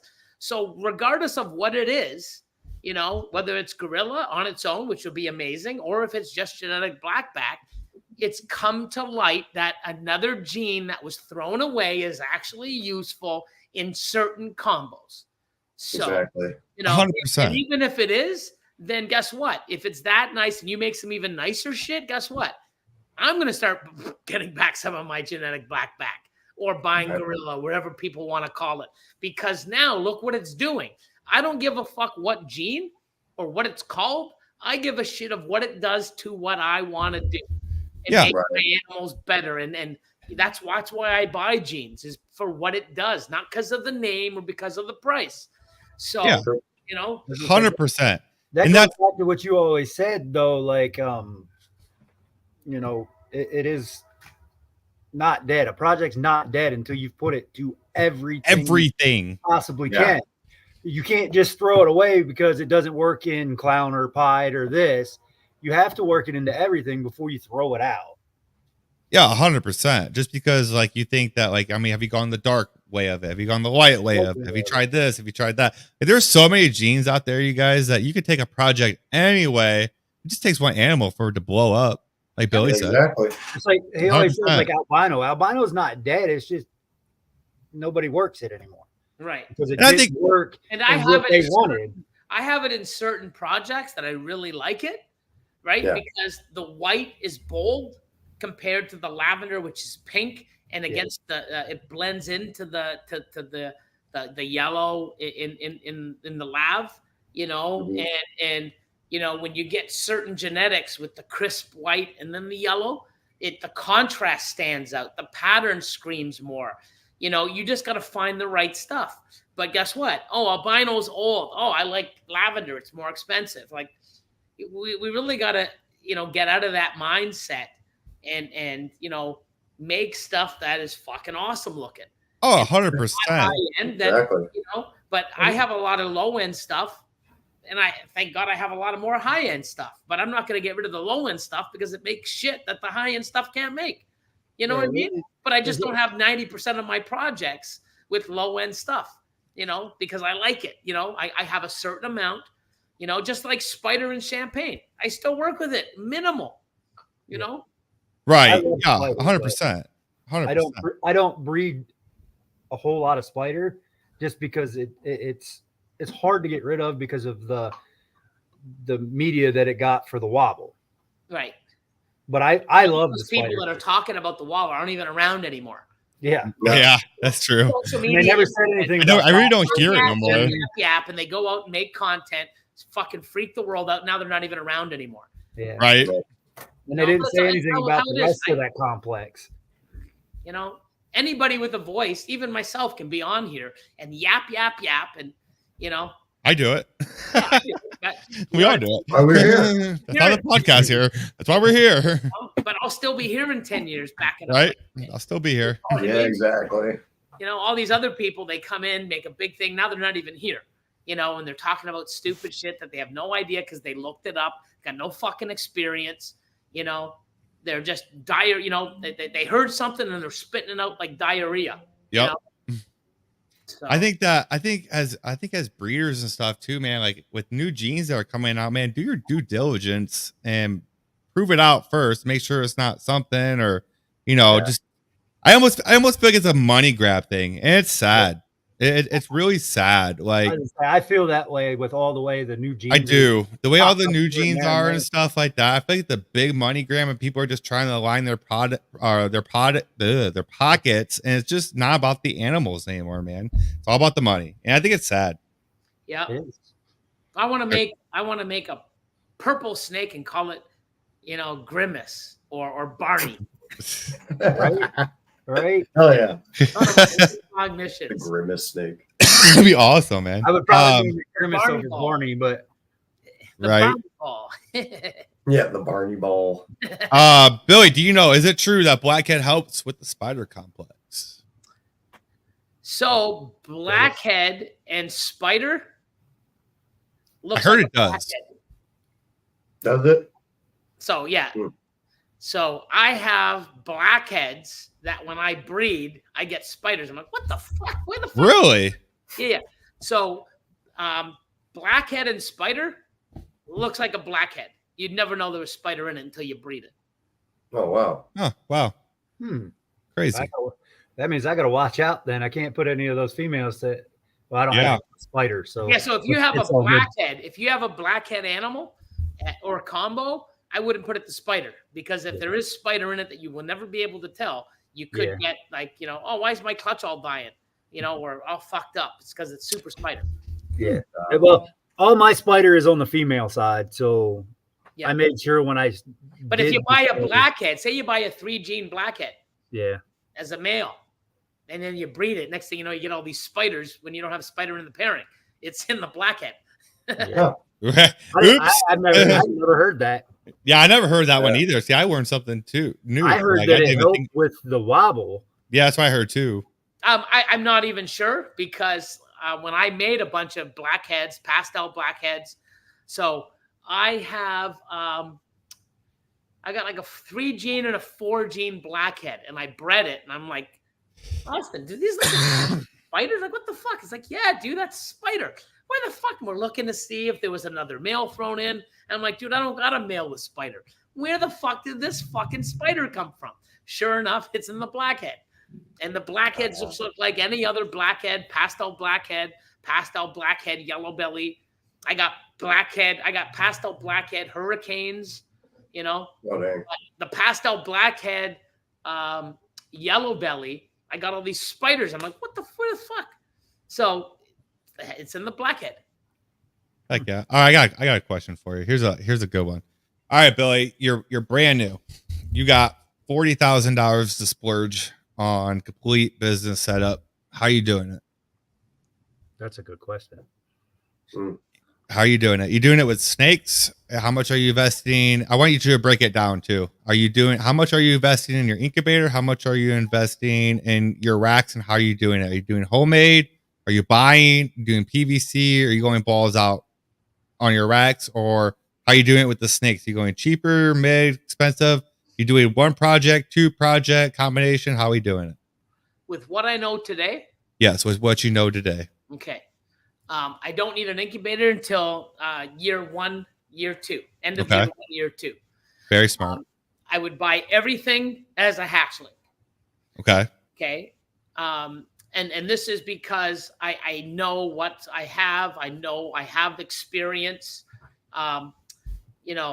So I don't need to buy something just to get the feel or the enjoyment. Right. If I know everything now and I had to start over, I would buy the best racks on the planet. But if I only have 40 grand to spend, 10,000 would go to infrastructure. Okay. So that being said, why? I would get and I wouldn't go big. Okay. Smart and strong. Like okay, I see what you're saying. Okay. So, I'm like, you're gonna go spend $5,000 right out the rip on a rack, like. No, I wouldn't buy a full rack because I don't need a full rack. You just buy like one of those halves or something like that. I'm going to buy enough. So I would probably buy, infrastructure right from the start. So what I would do is if I'm going to work on a certain project or this and that, I would put 20 or 30% of extra capacity on for stuff that I wanted to buy or stuff. So if I'm going to get in a group, I want 1 male, 4 females. Okay. Okay. So if I have 40 grand, I would only want to buy 4 females and 1 male. Okay. But I would spend all that 40 grand. So whatever it costs me to get, say, 2 ARS levels of 10 series. Okay. So that gives me 10 tubs. Yep. Okay. So I would go buy 4 females now with all the rest of the money. Okay. And so say, for example, let's make it easy. I spend $8,000 on racking. Okay. And I have 32,000 left. I go buy 4 females at 8,000 a piece. Okay. Okay. Next year, I got to buy a male for those 8,000. And it's not just random animals for 8 grand. Right. No, it's a project. Right. So when you're looking at 8K, you're not looking at combo, visual, double het, right. Combo, double visual, possible het, something great. Next year, I would have to spend at least 10 to 15 on a male. Okay. Okay. Right. Yep. And then you'd probably want to be spending another 8 levels like the ones you behind you for those animals now to go from the 10 series, into the bigger tub. And then you'd want to spend about $2,000 later in that year, plus $1,000 for your incubator and an ultrasound. Okay. Are you maybe going the cheaper route and considering building your own, or are you just gonna? Yeah. No. Nope. Not a chance. Not a chance. I wouldn't either. Not me either. Not a fucking chance So, either. My first clutch was in a homemade incubator. So many people's were. Yeah. You have the chance to start over. Do it fucking right. Yep. Yeah. Do it 100% the right way. Okay. Because I'll tell you one thing. You see the racks behind you, Glenn? Yep. You sell them and go back to fucking Malamine? Could I what? Would you sell your fucking professional ARS or Freedom Breeder racks and go back to Malamine? Fuck no. Correct. I can get rid of those Freedom Breeder racks. Those things are the best thing I ever bought, man. Ultrasound, right? Yeah. Now, would you sell it and give it up and not use one? I mean, I could, but no. At this point, no. You have a nice Wilbanks incubator or something professional? No, I use sea serpents. Okay. Yep. Sell it and do a fucking Coke cooler that you MacGyver. Yeah, fuck that. It works. It's not fucking happening. What? Yeah. Why, if you can have the best? Yeah. Right. If you have the best, would you go back? Hell no. Hell no. So then why start with, I'm going to start right from the best. So now I have 4 females at $8K a piece. The following year, I'm going to need $20K. I'm going to need to buy a $2,000 incubator. I'm going to have to spend a couple thousand or so on a rack, on levels of a rack. And then I'm going to need some, 10 to 15K for the male to go to that. Right. So those numbers the following year, if you're putting, we'll make it easy, a $10,000 male to $8,000 females. Okay. You should be averaging probably 15,000 plus, depending, right. Maybe 20 on a clutch. Yeah. So easy. You just took that 40 plus, say another 50, 60. You just turned that 60 into 100 plus K, 80 to, your very first year of breeding. Now, do you think that the way the market is now, do you think that influences that number is a little bit high? No. I think it's about right. No, you think it's about right? Yeah. Okay. Fair enough. Oh yeah, I agree. So as long as you're not breeding like pastel to pastel, but like there ain't no money in that. Like no correct. One knows. Like right. if you have $8,000 females in today's market, right? You're gonna do good. Okay. And the thing is don't look at it as year one. Okay, because year one, some animals might not go, some do. You might miss everything, Right. But guess what?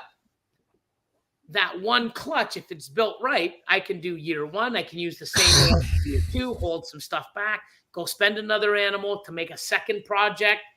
So in year 3 or 4, I bet you I've quadrupled 5 times my money, and I got an infrastructure that's going to keep growing and growing because I know how to do it.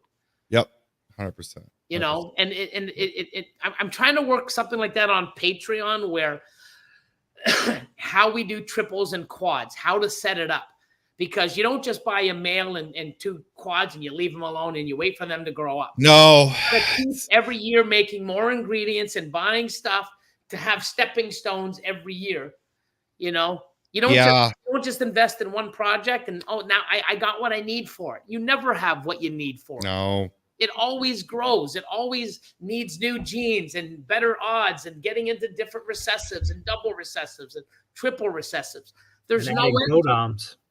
Yeah, your code. See, I think that's how I built that's what I did with my Hypo Clown project, because of the time I hit. So last year I did my double heads. I made my double heads. I hit all girls. I'm like, fuck yeah, let's go. You know what I mean? Waited a year, grew those up, bought my visual male. As we were talking, I spent a little bit more, but I'm increasing the odds on this because no one wants to go double head to double head. It's not fun. Realistically, you're like, oh yeah, I'm gonna hit the odds. Realistically, no, probably not, because I had that happen. So you want to try to increase your odds as much as you can. And then I sat there and just, slowly added to it or base my pairings off of that project. So, okay, so I can hit this, say year 2. Well, by year 4, I make these triple heads, they'll be, you know, grown, and then I got these other triple heads, or, you know, a double visual that's het something, and now we're working a project, you know. So you guys got to think like that. Yeah. And the thing is like, you know, you want to invest in something that is scalable, that, you know, you know, I would go in that minimum, you know, double visual hets, double visual, double hets, triple visual hets, whatever I could get, for that project with as many codons that work in that project. Like if I'm doing, you know, hypo clown pied stuff, I don't want any bell in the mix. I don't want, you know, fire, you know, I don't want butter lesser. You know, you gotta, you know, you really got to know what genetics go in there. Yep. You know, you just sort of work on that project and take it to another level. One of the reasons too is you're going to hit all fire. You're going to hit stuff and minimal shed testing. You're making stuff that, you know, is going to always push your collection further, whether you hold it back or if you sell some of the stuff, you're gonna get higher dollar value because it's a higher priced animal, less competition, and you can now take that money and invest in other genes to add to it. But what's great about it, if you only have 4 animals the first year, your costs, your time, you know, you can do everything, you know, 2 days for an hour a day. You clean, you feed, you go back, you know, you can, you know, do whatever you only have to spend, you know, a couple hours a week on those 4 animals. Then you get a mail in. Oh my God, now it's probably going to be the same or maybe another 15 minutes. Your cost is going to be, you know, in food and time, 100 an animal. So now you're spending, say 200 an animal. Okay. So now, you know, you're spending $1,000 fucking dollars a year, you know, feeding, cleaning, you know, I'm spending 10 to 12, 15,000 a month. That's just on food for my animals. Yeah. Never mind my staff, my building, everything else. So, you know, when you have 2,000 fucking plus animals, it costs you, you know? Wow. Yep. And if you have 5 animals, your cost down, your time's down, your space is down. But when you produce with that power, you know, you can do well with those 5 animals more than someone with 40 shitty animals. Right. How often do you sit there and you pull back your accounting book for mutation creation where you're like, okay, it's like I'm about to do it, honestly. So this is why I asked this, because like say you go 6, it's a half a year, 6 months in. You pull back your books right now and see where you're at with your margins. Or no. like to know that like you need to change something, or you just don't worry about those numbers too much. So you should always know where you're at and always work on your numbers. The problem is I am we're in our 6th month, going through our 6 months. So we've got 5 months in the books. Okay. And I'm doing okay. And I have not sold anything from 2024 yet. Right. Okay. So I know from previous years, August, September, October, November, all my new stuff comes in. It's ready. I ship. There's my gold mine. You know what I mean? Like, you know, I'll do a high 6 figures in those last 4 or 5 months of the year. Okay. Yep. So all I got to do is get to where the clutches are coming out so I can feed them, get them, put them on payment plans, do that. The end of the year, like, you know, I mean, the stuff that should be coming out is going to not only boost my, you know, my revenue and put better stuff in my racks by the end of the year. It's also going to carry me like every other year did for the first 4 or 5 months, as they are right now. Right. So right now, as we speak, what's up, Will? In what was hella heat? What's going on? What was hella heat? So, let me just see. You missed all the commercials, Will. 5. 31. That So was in the last 30 days, I've done about 70,000 in sales. Woo! Okay. And that's with Yeah, that was like 2023, 2022, 2021 or older. Right. Okay. So that's no high-end well, there's some high-end stuff for my holdbacks and stuff, but that's nothing of the new stuff that's coming out. Right. So, See, yeah, I see what you're saying because what you're I do technically now, if it's October, November, and I'm sitting here going, okay, where the fuck's all this influx? Why are my animals not selling? I didn't make the right animals, right? right. And some of the stuff that I make, I don't want to sell, but if I need to get through, I have to release an animal. You can't keep everything. Nope. So when you're in a position I'm trying to do where the stuff I miss is still attainable to people, okay? Okay. And I don't just go after the big breeders. You know, I Right. have stuff for people at all levels. You Yep. know, Do you think So- do you think that's the key in this industry? Do you think you need to be more a little bit for the lower end, higher end, especially maybe first starting off? You think that's the key a little bit? So put it this way: if I could only have one rack or two racks of animals and have it fucking $10,000-$20,000 animals that just put out complete fire, Yeah. I'd be so fucking happy because I would make 30-40 animals a year to hold back. So a half a rack a year instead of 3 racks. I was holding back. So every year for the last 17, 18, 19, and 20, I held back 350 animals a year. Woo. Wow. Did you Now I probably hold back 100. So when you were okay, so here's a question for you. So when you were holding back those 350 animals a year, were you getting rid of the parents? Not until they moved up.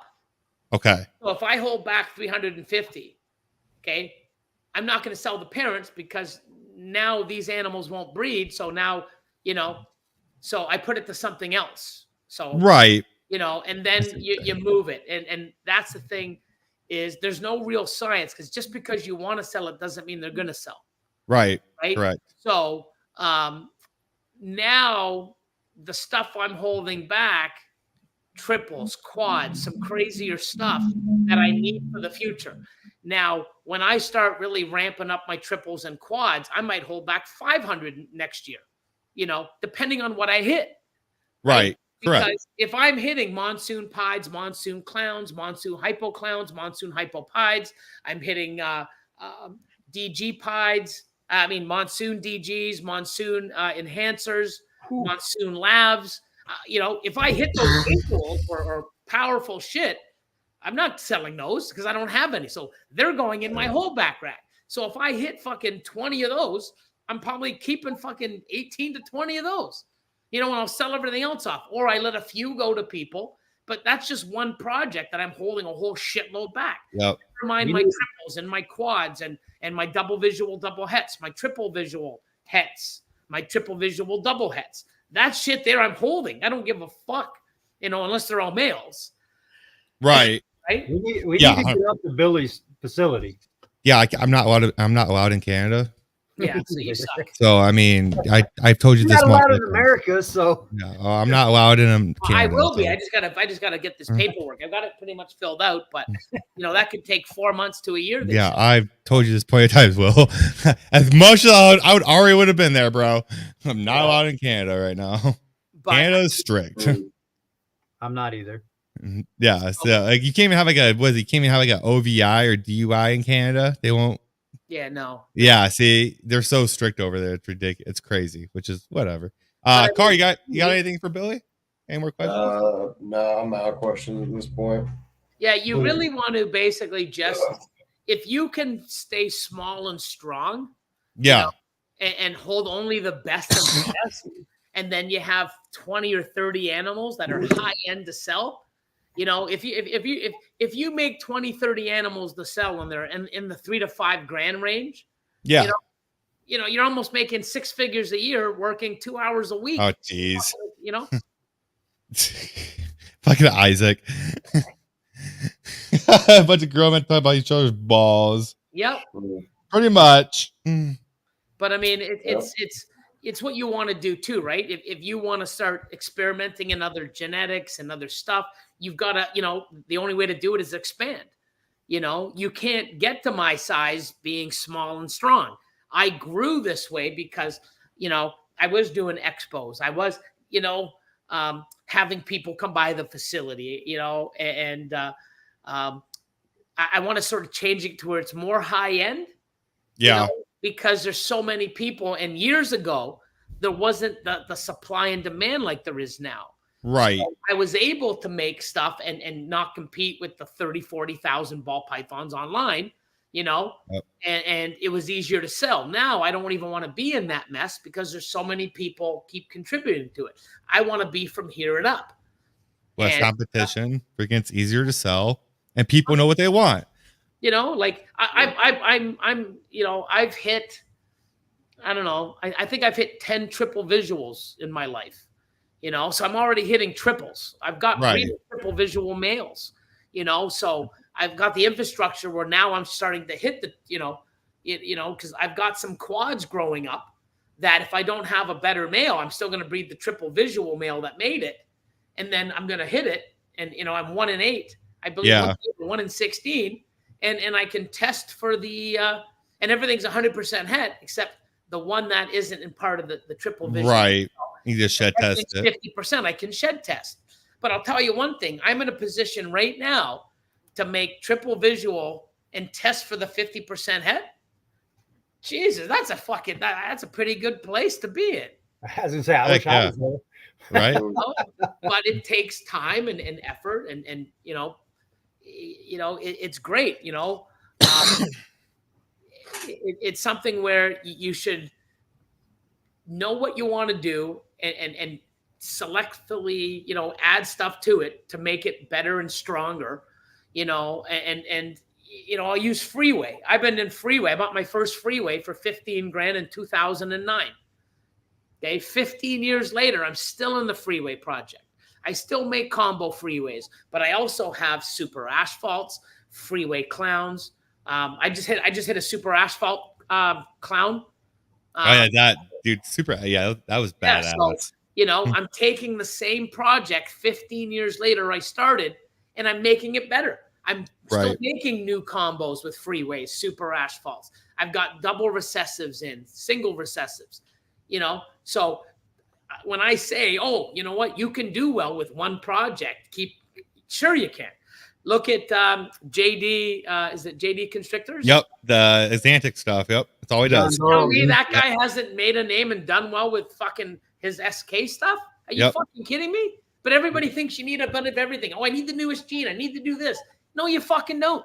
I would say that's all he works with is SK. Yep. And guess what? There's guys out there only working with Tide, Yep, I've seen that too. If Justin only worked with Clown, which he probably does 80% of his shit has Clown, you think he's struggling with just Clown? And you think he'll make everything and every combo possible with Clown in his entire lifetime, no matter how many facilities he has? No, it's impossible. But people want to be in 40 different fucking projects. No. Yep. And you're spreading money around where you could be freaking focused on one thing and hit better odds. You can keep growing, and eventually they merge together somehow. So, and it just keeps, splitting and duplicating, and it's just madness. Yeah, it's pretty madness. Will, do you have anything else for Billy too? Oh shit. Oh shit. Oh shit. I did, but I forgot. That's typical Will. Yeah. I'm old. It's okay. I was gonna ask you too, Billy. Do you selective line breed? Sometimes, yeah, but not as much as like back in the day you had to, like when we had pastels and ODs back in the day. Yeah. It was like, you sure that's an OD? Like, yeah. There was when you made the best stuff, you held it back. And especially back in the day when you made supers, you'd always want to use the super form to make the gene, because it seemed like when you use supers, the genetics are better from supers than they are from non. Just the Dude, I gotta agree with you 100%. I realized that with this clutch.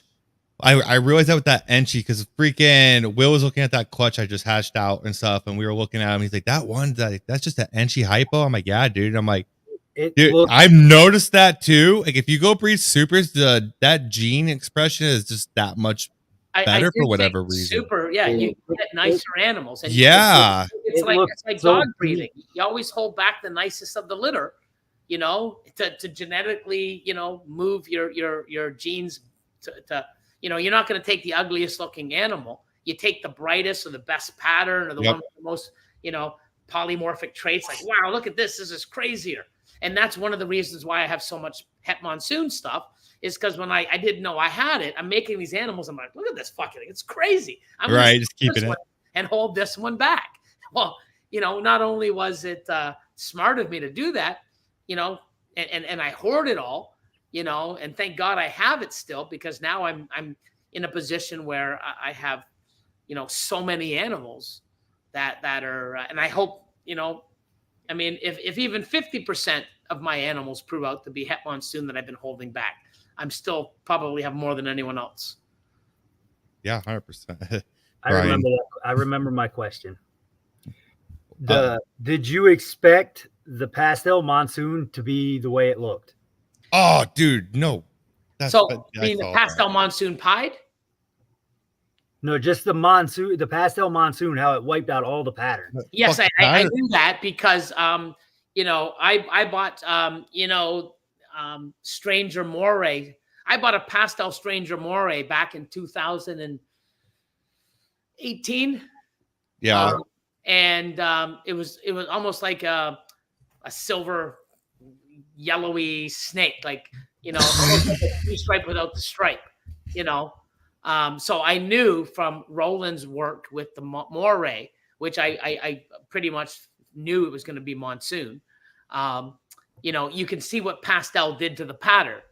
So unfortunately, a lot of the stuff that was released earlier in the day was pastel Mojave, pastel. Happening, Fields. So, Banna. What's happening? Good. So Now what happens is, you know, it's like anything else.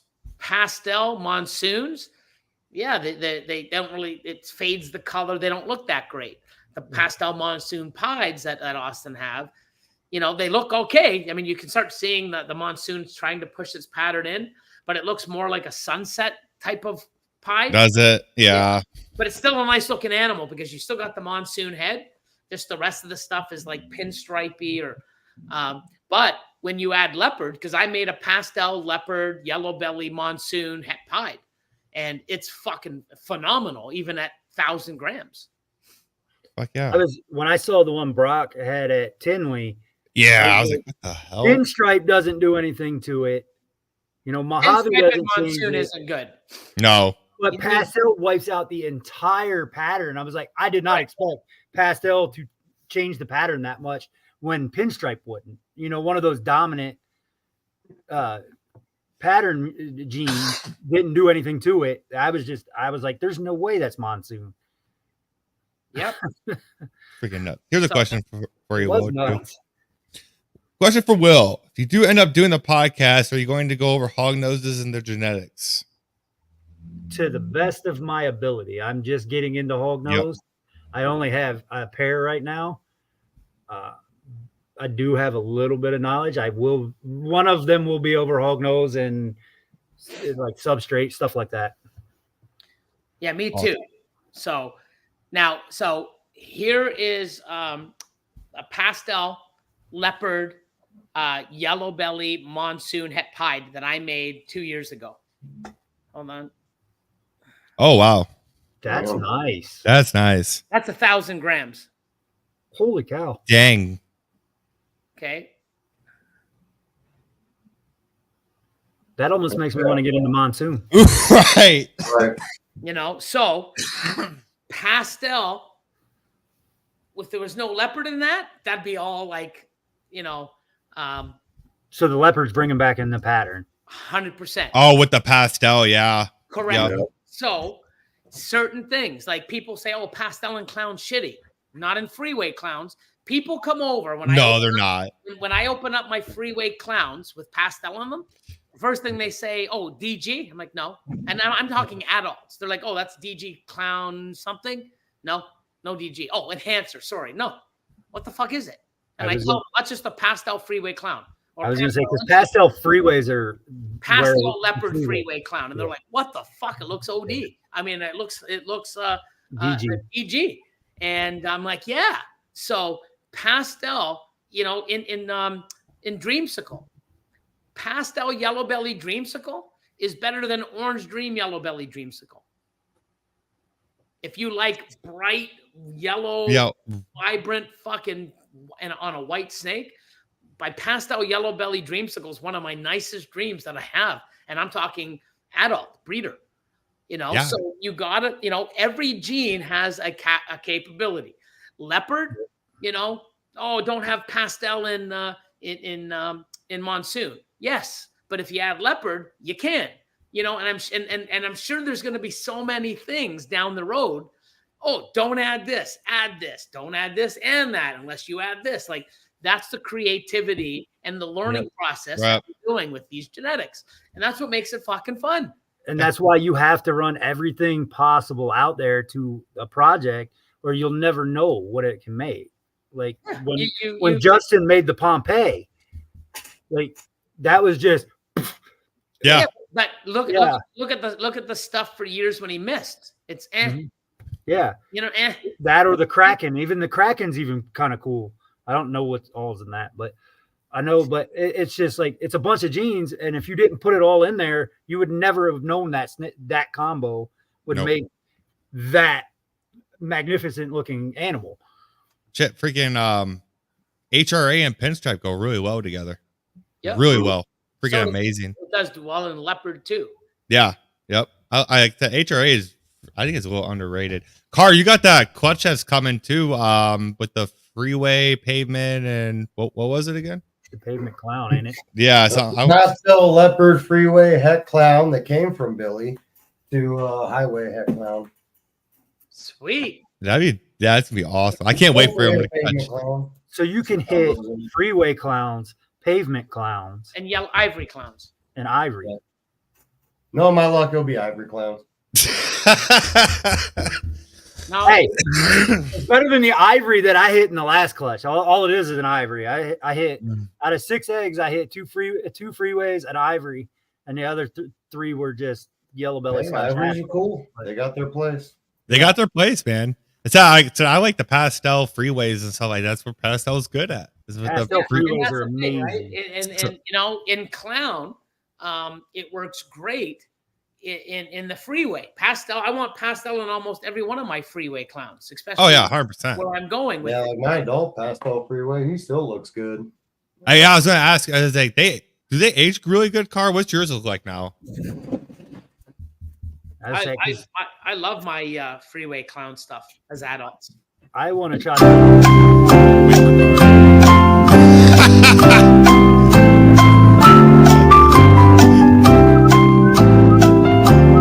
Oh, here we go. All right. Look at that. Look at that. There he is. Yeah, he aged really well. Even though he got the light on him, it's a little bit of a glare, but I mean, you can still see that thing aged really well. Bring it then back brown on your chest. There you go. There you go. There you go. See that? Yeah. Look at that. Yeah, that aged really well. Where'd you get that from? You. Good old Billy. But yeah, one thing I You're like digging that plug out there is they really hold their color as adults. Like they don't fade as much as the highway stuff. They look awesome, and the supers are just. I love super asphalt over super gravel. I would, yes, 100%, 100. I think we were all. That's my preference, right? So that's why I don't really work the two, because I want to produce stuff I want, not like fuck another one of these super gravel things. Fuck, I want to hit super asphalt. I get excited, you know. So when I have less to work with, I can expand it more and hit. You know, instead of now I got to add this and take this to another level. I'd rather just work it one way or add something else and then split it up and like I said, I've been working freeway now for 15 years. last night on Mike's show, Herb Collectors, I found a bunch of cue cards that I did. I found some pairings from 2011. VPI Xanthic Pied. VPI Xanthic to Clown. I made double hets. I'm still in the project now. Right. And that's awesome though. 13 years later. Yeah, you can see how much I did pastel crystal to monsoon. I mean to pied.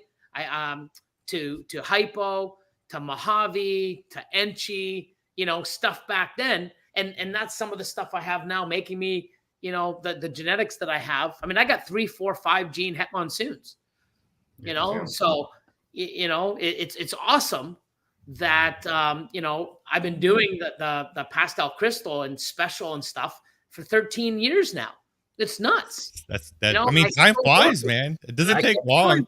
I can't wait in 5 to 10 years to look back at where I was. Oh yeah. Now in 5 to 10 years. You see so many people spending a year or two to raise them, breeding for a year or two, and then get rid of the project and do something else and start all over. It doesn't make sense, man. Nope. If you kept growing that and adding new things, there's no end to it. There's no project that you can start that is a dead end, unless you're doing like spider to spider, champagne to champagne, but you wouldn't.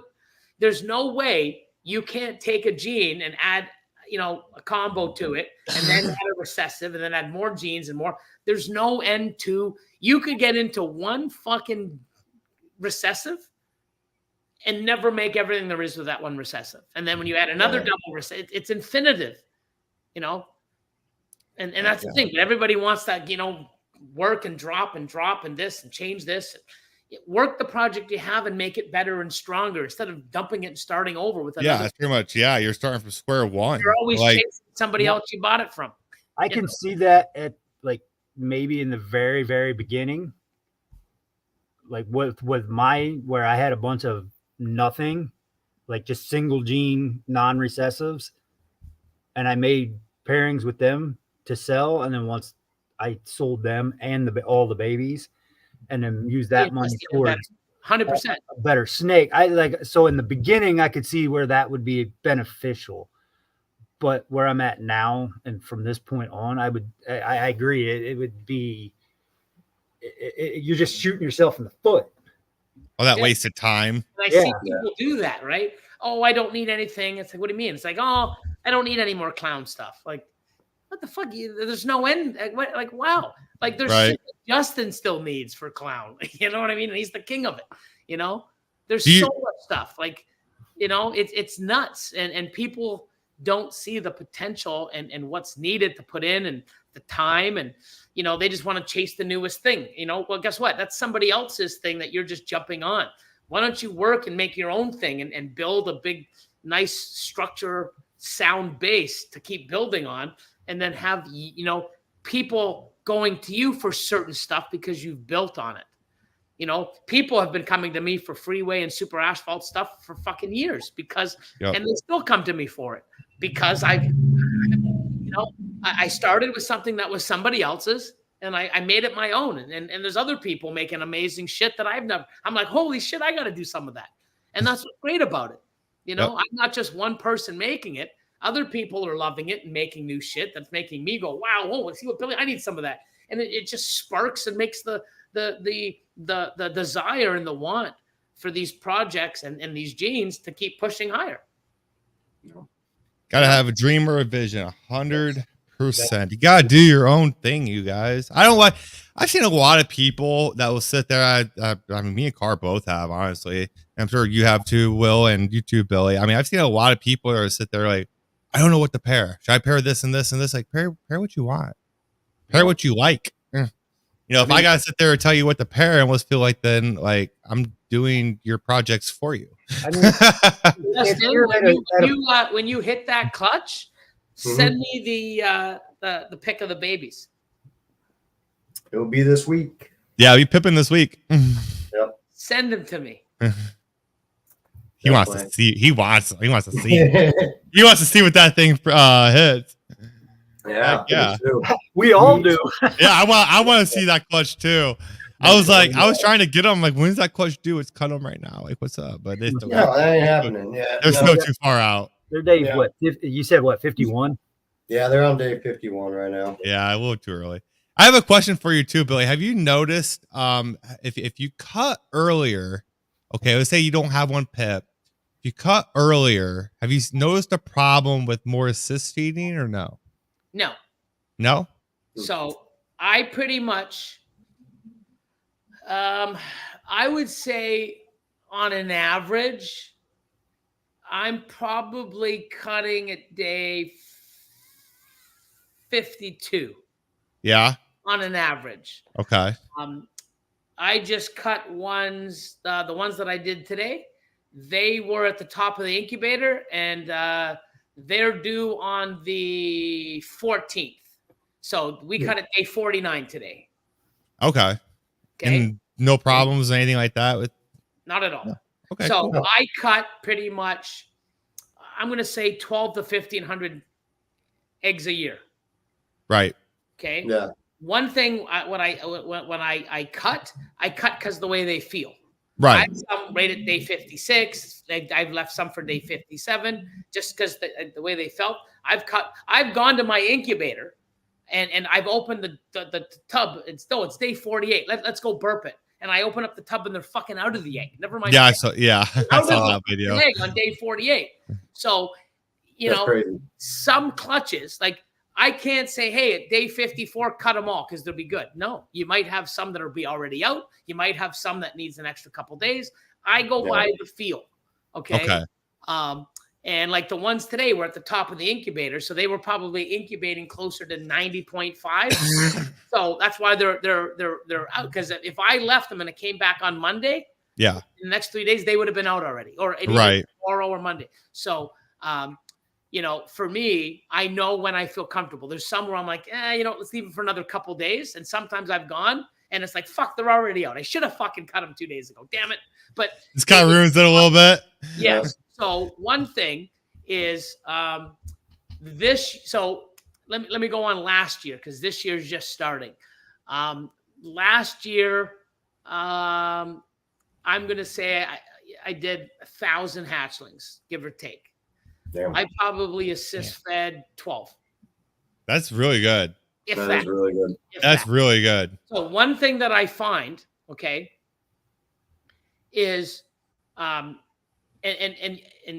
I don't know this, but I'm just guessing. And have you ever seen an egg that they pip on their own and there's 30 fucking slashes? Yep, just had it. Okay, so why didn't they just open one or do it again and pop their fucking head out? Why is there 30? Right? And guess what? After 30, how come you leave it? How come they haven't come out yet? Because they're so fucking exhausted. You know what I mean? Trying to cut. And I've seen people cut eggs at day 57 because it's like 58. It's like, oh my God, it's like, let me cut them and they're dead. Because they've drowned or something. Yep. And then people are like, well, they weren't meant to be. No. So I don't promote cutting. I feel comfortable cutting my eggs. I know when to cut them, and I've had a lot of experience. And I don't go inside. I'm not opening them up, even though I'm doing it for the camera to look. I fiddle with them a little bit more than I sort of like for the camera. Hey, I do too. But I'm trying to explain to people genetics, what we see. I'm trying to get people excited about the industry also. But if you don't feel comfortable cutting, then don't. I'm not saying, hey, cut eggs or you're an idiot. That's the last thing I'd ever say. A lot of people wait for one to pip and then cut. That's my rule. I've seen animals. I've got it where it's like, holy fuck, this thing's massacred. Like, looks like Freddy Krueger came and sliced the shit out of it. How come they're not out? It's tired. Yeah, it's tired. So I never thought about that. I cut them, but within 2 days or so, they're already out of the egg, if not the same fucking day. Or they absorb. A couple days later, they're out. And you know what? They almost eat right away. They're not lethargic. They're not tired because all they did was crawl out of. They didn't have to exert any energy to come out of the egg. You know what? That's a really good. I'd never thought about that. That's a really good point. Like, I'm just assuming. Right, but that makes sense. What's up, Grant? Thousands of cuttings a year. So, people, and back in the day, on Facebook, the good old Facebook groups. Oh, people that cut because they're so impatient. All those animals are bad eaters, you know. No, they're not. They're the fucking total opposite. You know what I mean? Because the animals are not exerting any energy. And have you ever seen? You might have, but I don't think I ever have. Have you ever seen an egg with one slit with a head come out? There's always 5 or 6. Yep, I've had that one this week actually. And then by the time that I cut, like Will cut yesterday, they're all the egg. Yep. Yeah, but you know what's funny? But you know what's funny? Most of the times when you see it, there's one here, one there, and then they have their head out. You know, because even when I've had some that I've pipped, you know, what I do is guys, you know what? They this guy pipped early. And if you notice, I try to put my little small scissors in and I try to cut from one slit to another slit because they're all over the place. Why isn't it just one slit and they pop their head out? Why is it multiple? I think because they can't go or they don't know or but they're exerting a lot of effort trying to do that and cut and push their way out and move around. I eliminate that because now they come, they pop their head out, they look around, they absorb the yolk, they're out crawling around. You know, there's no exertion. And I have if I was making 1,000 to 1,500 babies a year and I had to assist fucking feed 10%, I'd go 100 fucking animals, 150 animals assist feeding a year. I'd be going nuts. I'd be like, fuck this shit. I would never cut again. I really do think, in my opinion, I have cut an egg, even on camera. And another thing, oh, they're bad eaters. Oh, the reason why, you know, snakes get tangled umbilical cords is because they cut too early and they're moving around and they twist it themselves. I've cut a fucking egg on YouTube and I even said it. Hey guys, here we go. Snip, snip, snip. Oh, look guys, and twisted umbilical cord. I'm cutting 3 days early and it has a twisted umbilical cord right in the fucking egg. So all you people that say it's because we cut early, wow.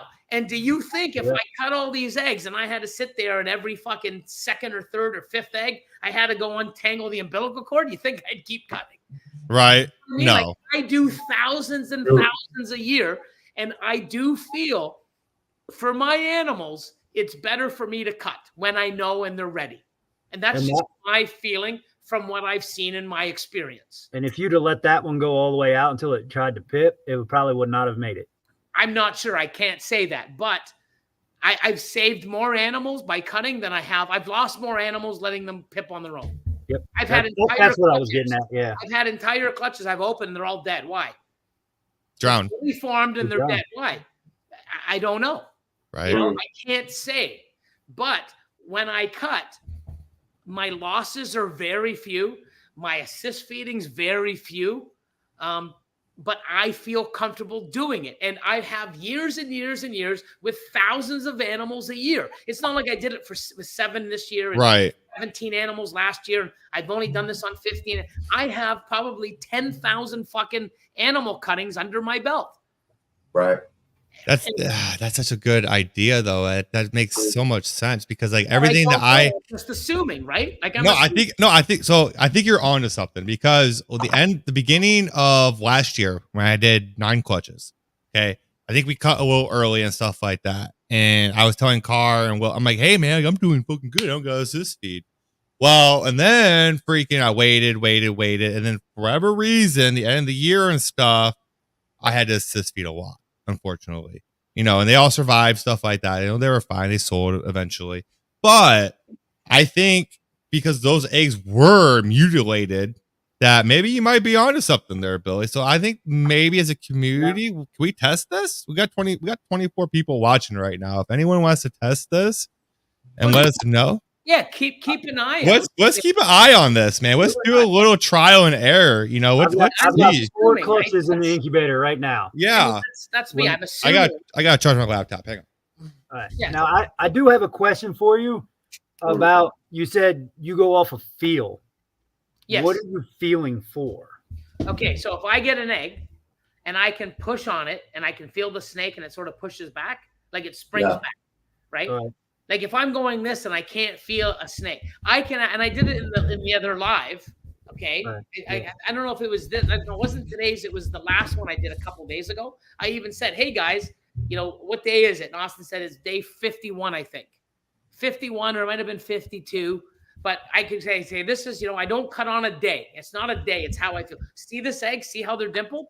And I went and I said, look, I can squeeze down and I can squeeze. And I also went like this and I also wrapped. So you basically, you saw the eggshell around the snake inside. The body, yeah. Like this, and I can hold the body. So I could actually hold the snake's body, right? And leverage it, and the egg would be whole. I can feel comfortable. And if I put it back in the incubator, I guarantee you the next day I come in, they'd be pipped. So I almost know when, or I feel comfortable enough to cut it. I was gonna say I know exactly what you're talking about, because when I get in there and play with them, I feel that. Correct. Or if you have one pip, here's a good way to do it. If you have one pip, that means they're ready, right? Everybody feels comfortable to cut. Great. Grab the egg that hasn't pipped and feel around. You're gonna know, holy shit. Oh, let me see. Oh wow. This is if this one pipped, this is how they feel when they're pretty much ready. And you get to understand that feeling, and then you go, wow. But then you will have an egg, depending where it is. If my heat is running at the back. So when I put the tubs in this way, the ones that are closest to the heat are usually dimpled more than the ones closer to the front. So the ones at the back feel a lot better than the ones, 5, 6, or 8 further away on the tray from the heat. Yep. But they're still incubating at the same, space, except I think this one has a little bit more heat, closer than it radiates over. Right. So it gets the heat first, so it has it for a longer period of time. Correct. And more stable compared to the moving over. So when you have an animal that pips, grab the rest of the eggs and I see what Bill. Yeah, I can feel this. Oh shit. Yeah. That is when you can consider, if you decide to cut without a pip, I'm not telling you how to do it. I'm just saying this is what I do. Okay. And like I said, I've been cutting eggs on YouTube since I've started. I've been cutting eggs since 2000 and I was gonna say for a long time. 2010. I have tens of thousands of animals that I have done and I've cut. And if there was an issue with them, with feeding, anything that could harm the animal or me having to put more effort into trying to keep it alive, I wouldn't fucking do it. I'd be an idiot. Yeah. So I know when people give out information, like I go for feel, I feel this, but they don't ever say what they're feeling for or what they're looking for. They just go, I go off of looks or I go off of feel. Correct. That's why I asked that question. So that you have a watching.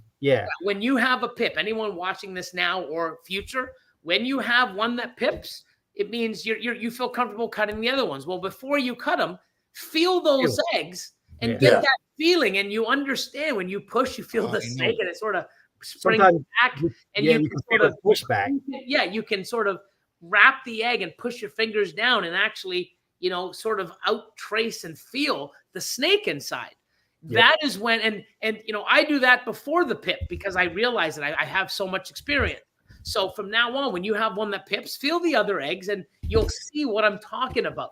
And then once you feel comfortable doing it, then it's like, oh, fuck yeah, now I get it. And it'll grow on you. You'll understand. Or just, stick to one pip, cut the rest, but at least feel and understand where I'm coming from when I say, hey, I cut 49, I cut it 53. It's not a day, it's the way I feel, how they are in the eggs. And I've even cut clutches, in an incubator, this one doesn't feel good. This one doesn't feel good. This one's due 2 days later, but I can cut this one, which is weird. So instead of doing 29 and 30, I'm doing 31, even though it's supposed to come out 2 days after it's ready. So I don't even think, I think they're going to come out when they want to come out. Like when a female breeds, when she wants to breed, it's not everything is perfect. Not everything is day 54. It depends on the animal and things that are involved, right? Yeah. No. I just asked that question for and when you explained it, I know exactly what you're talking about. Right. You can even feel, even if you don't wrap it around, if you kind of squeeze them side to side, you can feel the snake push back out on the egg. 100%. Like, now I want to go squeeze my eggs. Yeah, but yeah, I mean, anything like that, if I can share some of my, experience, and I always say this is why I do it, and this is, I've done many different things, and it doesn't mean it's the right way or the only way, but it's the way that I like and I feel comfortable doing. Exactly. Why do you cut with big scissors? Because I don't feel comfortable with a razor, and I don't feel comfortable with the small scissors. I'd rather fold it and do one little slice. I feel comfortable. If you don't, then don't do it my way. Do what works best and what you feel comfortable doing. That's what I've always said. You don't like cocoa, then don't use cocoa. Use cypress. Use paper towel. Use whatever the fuck you want that you feel comfortable and that's best for your snakes. Yep. There's no right or wrong way. And experiment. I've tried cypress. I've tried paper. I've tried unprinted newsprint. I've tried shredded aspen. I've done all types of stuff. I love the cocoa, especially with our climate here in Canada. Yeah, I love it too. I was gonna say I won't do unprinted newspaper again. I did that with the berms, and that's just it's bad. A lot of work. Yeah, it's a lot of work. It's bad. I used to do that with 1,000 animals. Yeah, no. Damn. No. Clean. Yeah. Doing paper towels with hatchlings is freaking hard enough. Trying to keep up with that. Let alone. I love the cocoa, man. I did the that got me on that. Austin's like, fuck all this washing tub shit. I'm gonna get him to go to cocoa. I don't know what he did, but I'm glad he did. Right? Yeah. No shit. And I've used 5 different brands, and I'm so glad that. Because I hear some people, nope, I'm only using this. It's the best stuff there is. You've never tried anything else. Nope, I'm brand loyal. Oh yeah, I've heard that. I get that, and I understand. Every show we do. One. Yep, and there's nothing wrong with that. There's nothing wrong with being loyal to your brand. But guess what? You know what I mean? If there's something better out there for the same price for my snake that makes it easier for me, less dust, less this, it's better, lasts longer, fresher, expands more. Why the fuck would you not want to try it? Yeah, it's a better rack. I've got $200,000 worth of racking in my from Freedom Breeder and ARS. If there's another fucking product that comes out that's better, that has like each fucking LED and a probe on each tub that fucking regulates every tub, and it looks better, and it turns on a fan and exhaust through a carbon filter. A carbon filter that takes some of the smell away. See you, ARS and fucking Freedom Breeder. I'm buying the new racks because it's better for my fucking animals. I love ARS. I've been with ARS for 17 fucking years? Since 2007. I ordered my first racks. 2007. So talking about brand loyalty, I love those guys. They're amazing. They've worked with me. They're awesome. Their customer service. I also have some stuff from Freedom Breeder, and my rat stuff's from Freedom Breeder. I'm also working with Vision. It's awesome. But if there's a better product out there at the same price or even more, guess what? And I try it and I like it. Sorry, guys, it has nothing to do with me being to you. I've given you 17 years. Here's a better product for me and my fucking animals that makes my life easier. Yep. Sorry, but you know what? Step your game up or I'm fucking moving. That's what it is. It has nothing about disrespect, about anything. We're working with live fucking animals, and I want the best for my animals. 100%. And if it makes it easier on me to take care of them, 100%. I gotta go that way. So I understand the loyalty. I get it, But, at the same time, too, it's not about me and you. It's about the fucking animals, 100%. And guess what? Some people will never try it. Okay, cool. Everyone that has tried it, I've even had fucking, certain distributors try it and go, holy fuck, I never knew how the stuff that I was using and selling is not as good as the fucking, And that's just the fact, right? That's just a fact. I was gonna say, between us, we've used everything else that's in the area, everything. Yeah. It doesn't compare. It doesn't compare. Like what people also think is like people like would say society how everything's all expensive. I'd rather save a couple of dollars, here, but you're going to use more of it, or you're going to change it out faster if you just. You can't You can't. People understand common sense. Jeepers. You know, oh, but it's cheaper. Yeah, but you use twice as much, so it's not. Yes, it is. No, you're a fucking moron. See, right? I don't have time for stupid people. And you're nickeling and diming. 5 months. You're nickeling and diming a product for the health of your fucking animals. If this stuff costed twice as much and it's the best, I would still buy it because it's the best for my fucking animals.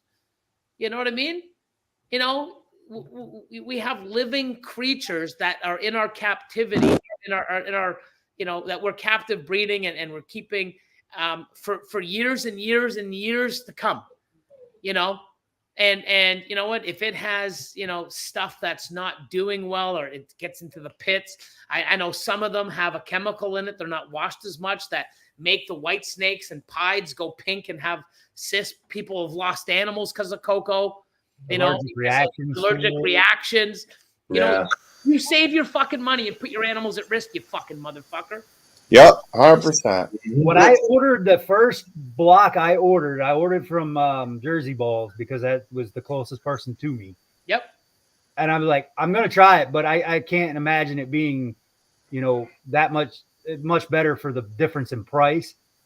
I haven't went back. Yeah, but it is. I have a block of the other stuff sitting on my floor. Right away. The smell, the feel, the springiness, it's not even close. No. Not even close. I was gonna say I still have a block of the old stuff sitting in my floor.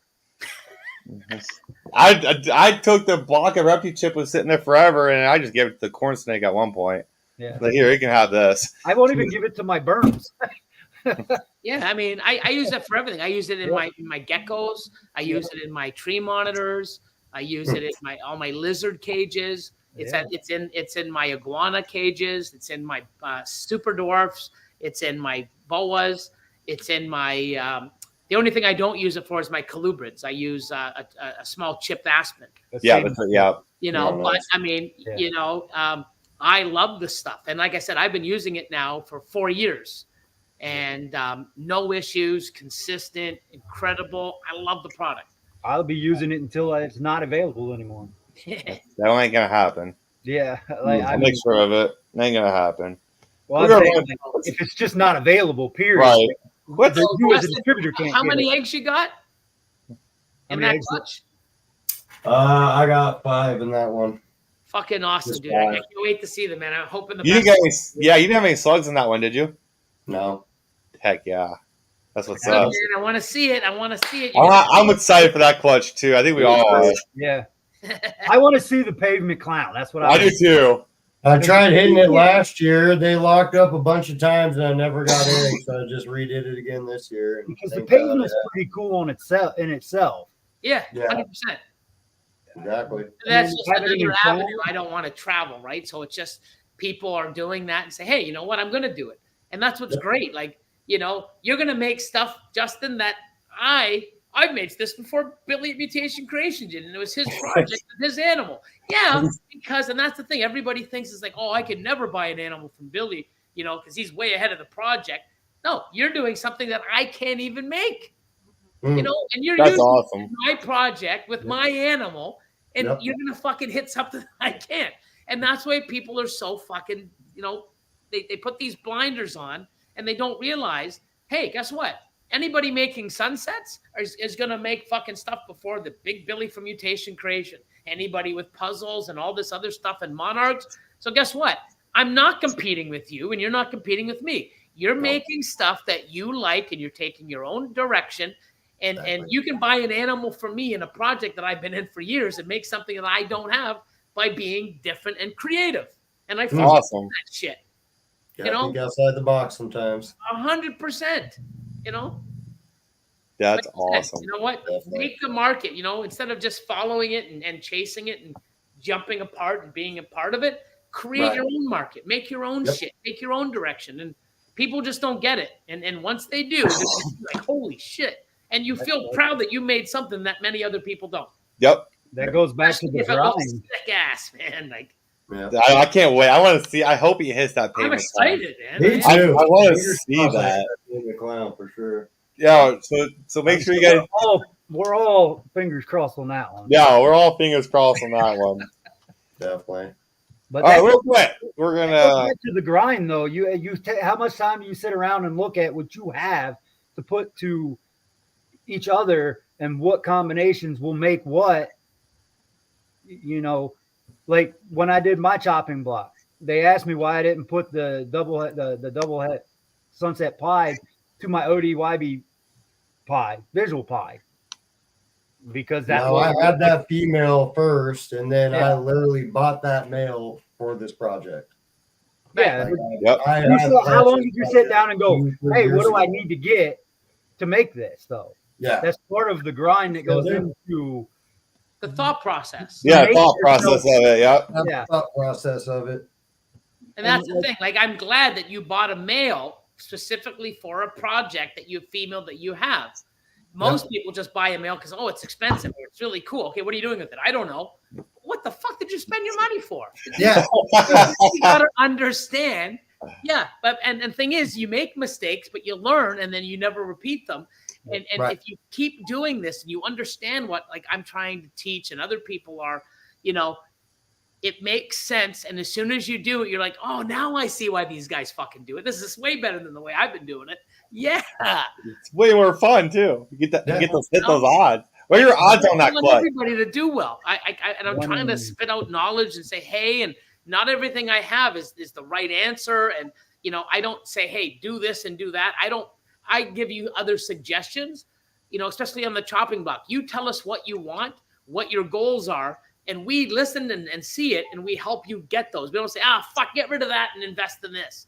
No, we help the person, with their budget, because we ask for a rough budget and stuff. And I think it's been very great. It's been a very good teaching tool, not only for the person that's being chopped, because now it's like, well, shit, I got so many different decisions now. They're all great. Now I got to go back and really sit there and figure out what the fuck I want to do.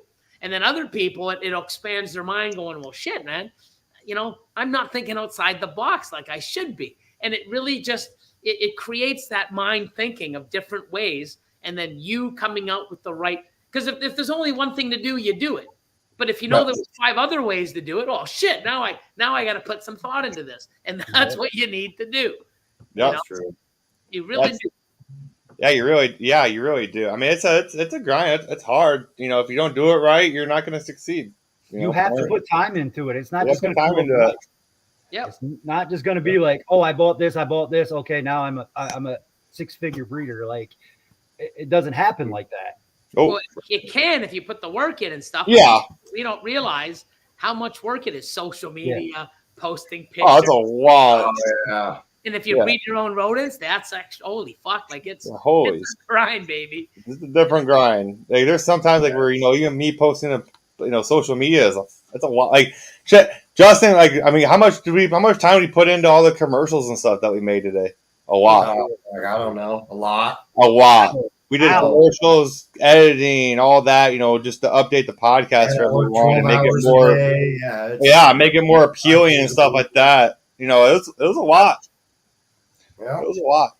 But real quick, we're going to run one more commercial real quick, and then we're going to close this down real quick, let Billy get on his way real quick. So we're going to run that Go for Cocoa one.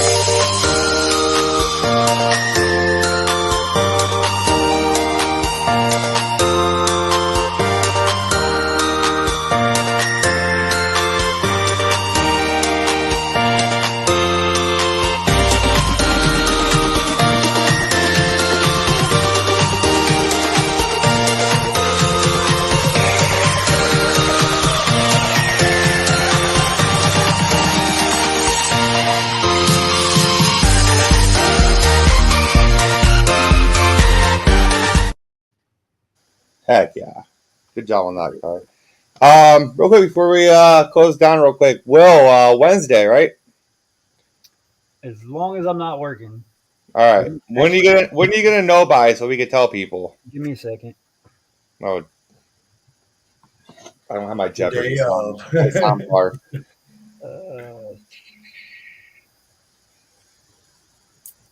I do not work Wednesday, so we're shooting for Wednesday. So we're gonna shoot for Wednesday. We're shooting for Wednesdays for the first Will's Wednesday. So we'll do a post on that here. That's what time are we doing that? 8?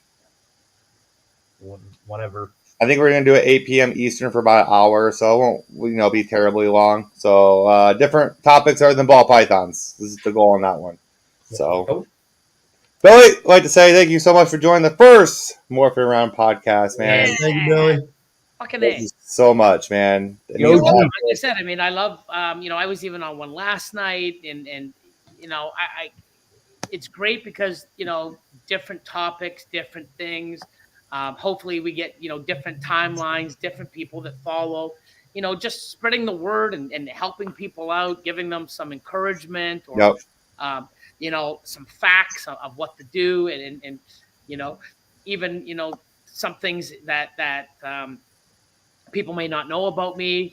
Things come out here and there depending on the questions, but it's cool to hang out with guys, and especially I know with Will, when Will first came on, and I've been talking with him, and and from the chop, you can see from where a year ago where he was and where he was heading, where he's said, "Holy fuck, this makes sense. Let me change." Yep. A year later, you can already see and feel the difference. And wait till years come, and when you keep reproducing and not making the mistakes you've learned, and you keep doing it, your success is going to come faster, right? I'll be making holdbacks instead of just selling out. Yeah, right. That's the goal. Make those holdbacks. Yeah, and that's the thing. People are like, "Oh, well, I got to hold this back and do it again." Yeah, that's the great part, because now you have amazing animals, and in year 5 you get wow, and then I've been doing this 20 plus fucking years, and guess what? Look what I do. Look what I make, and I'm still excited. And this will be my best year ever.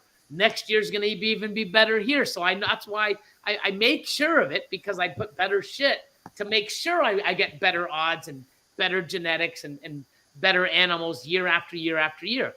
And you need to do that. This isn't something you spend money, sit back, and go, "Holy fuck, look what I've done in 20 years." No, I'm still busting my balls. Still busting balls. Yeah. Yep. Yeah. Well, we're gonna close it down, guys. We're gonna run a little bit more highlight reels real quick for the channel. And thank you again, Billy. Thank you, Will. Thank you, Carr. Thank you, everyone that watched. Hope you guys enjoyed the new update. Take care, guys. Maybe. Oh no.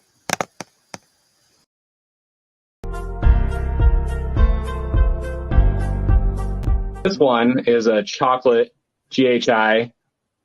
So I'm an advocate of quality. You have less than $2,500 to invest. You are going to be making pet level animals. I'm a little bit more confident in doing that. This was a head to visual, right? It was a head to visual. So you are killing the odds so far. This is gonna bring up a topic real quick. So what do you? Puzzle sucks. It's just not for me.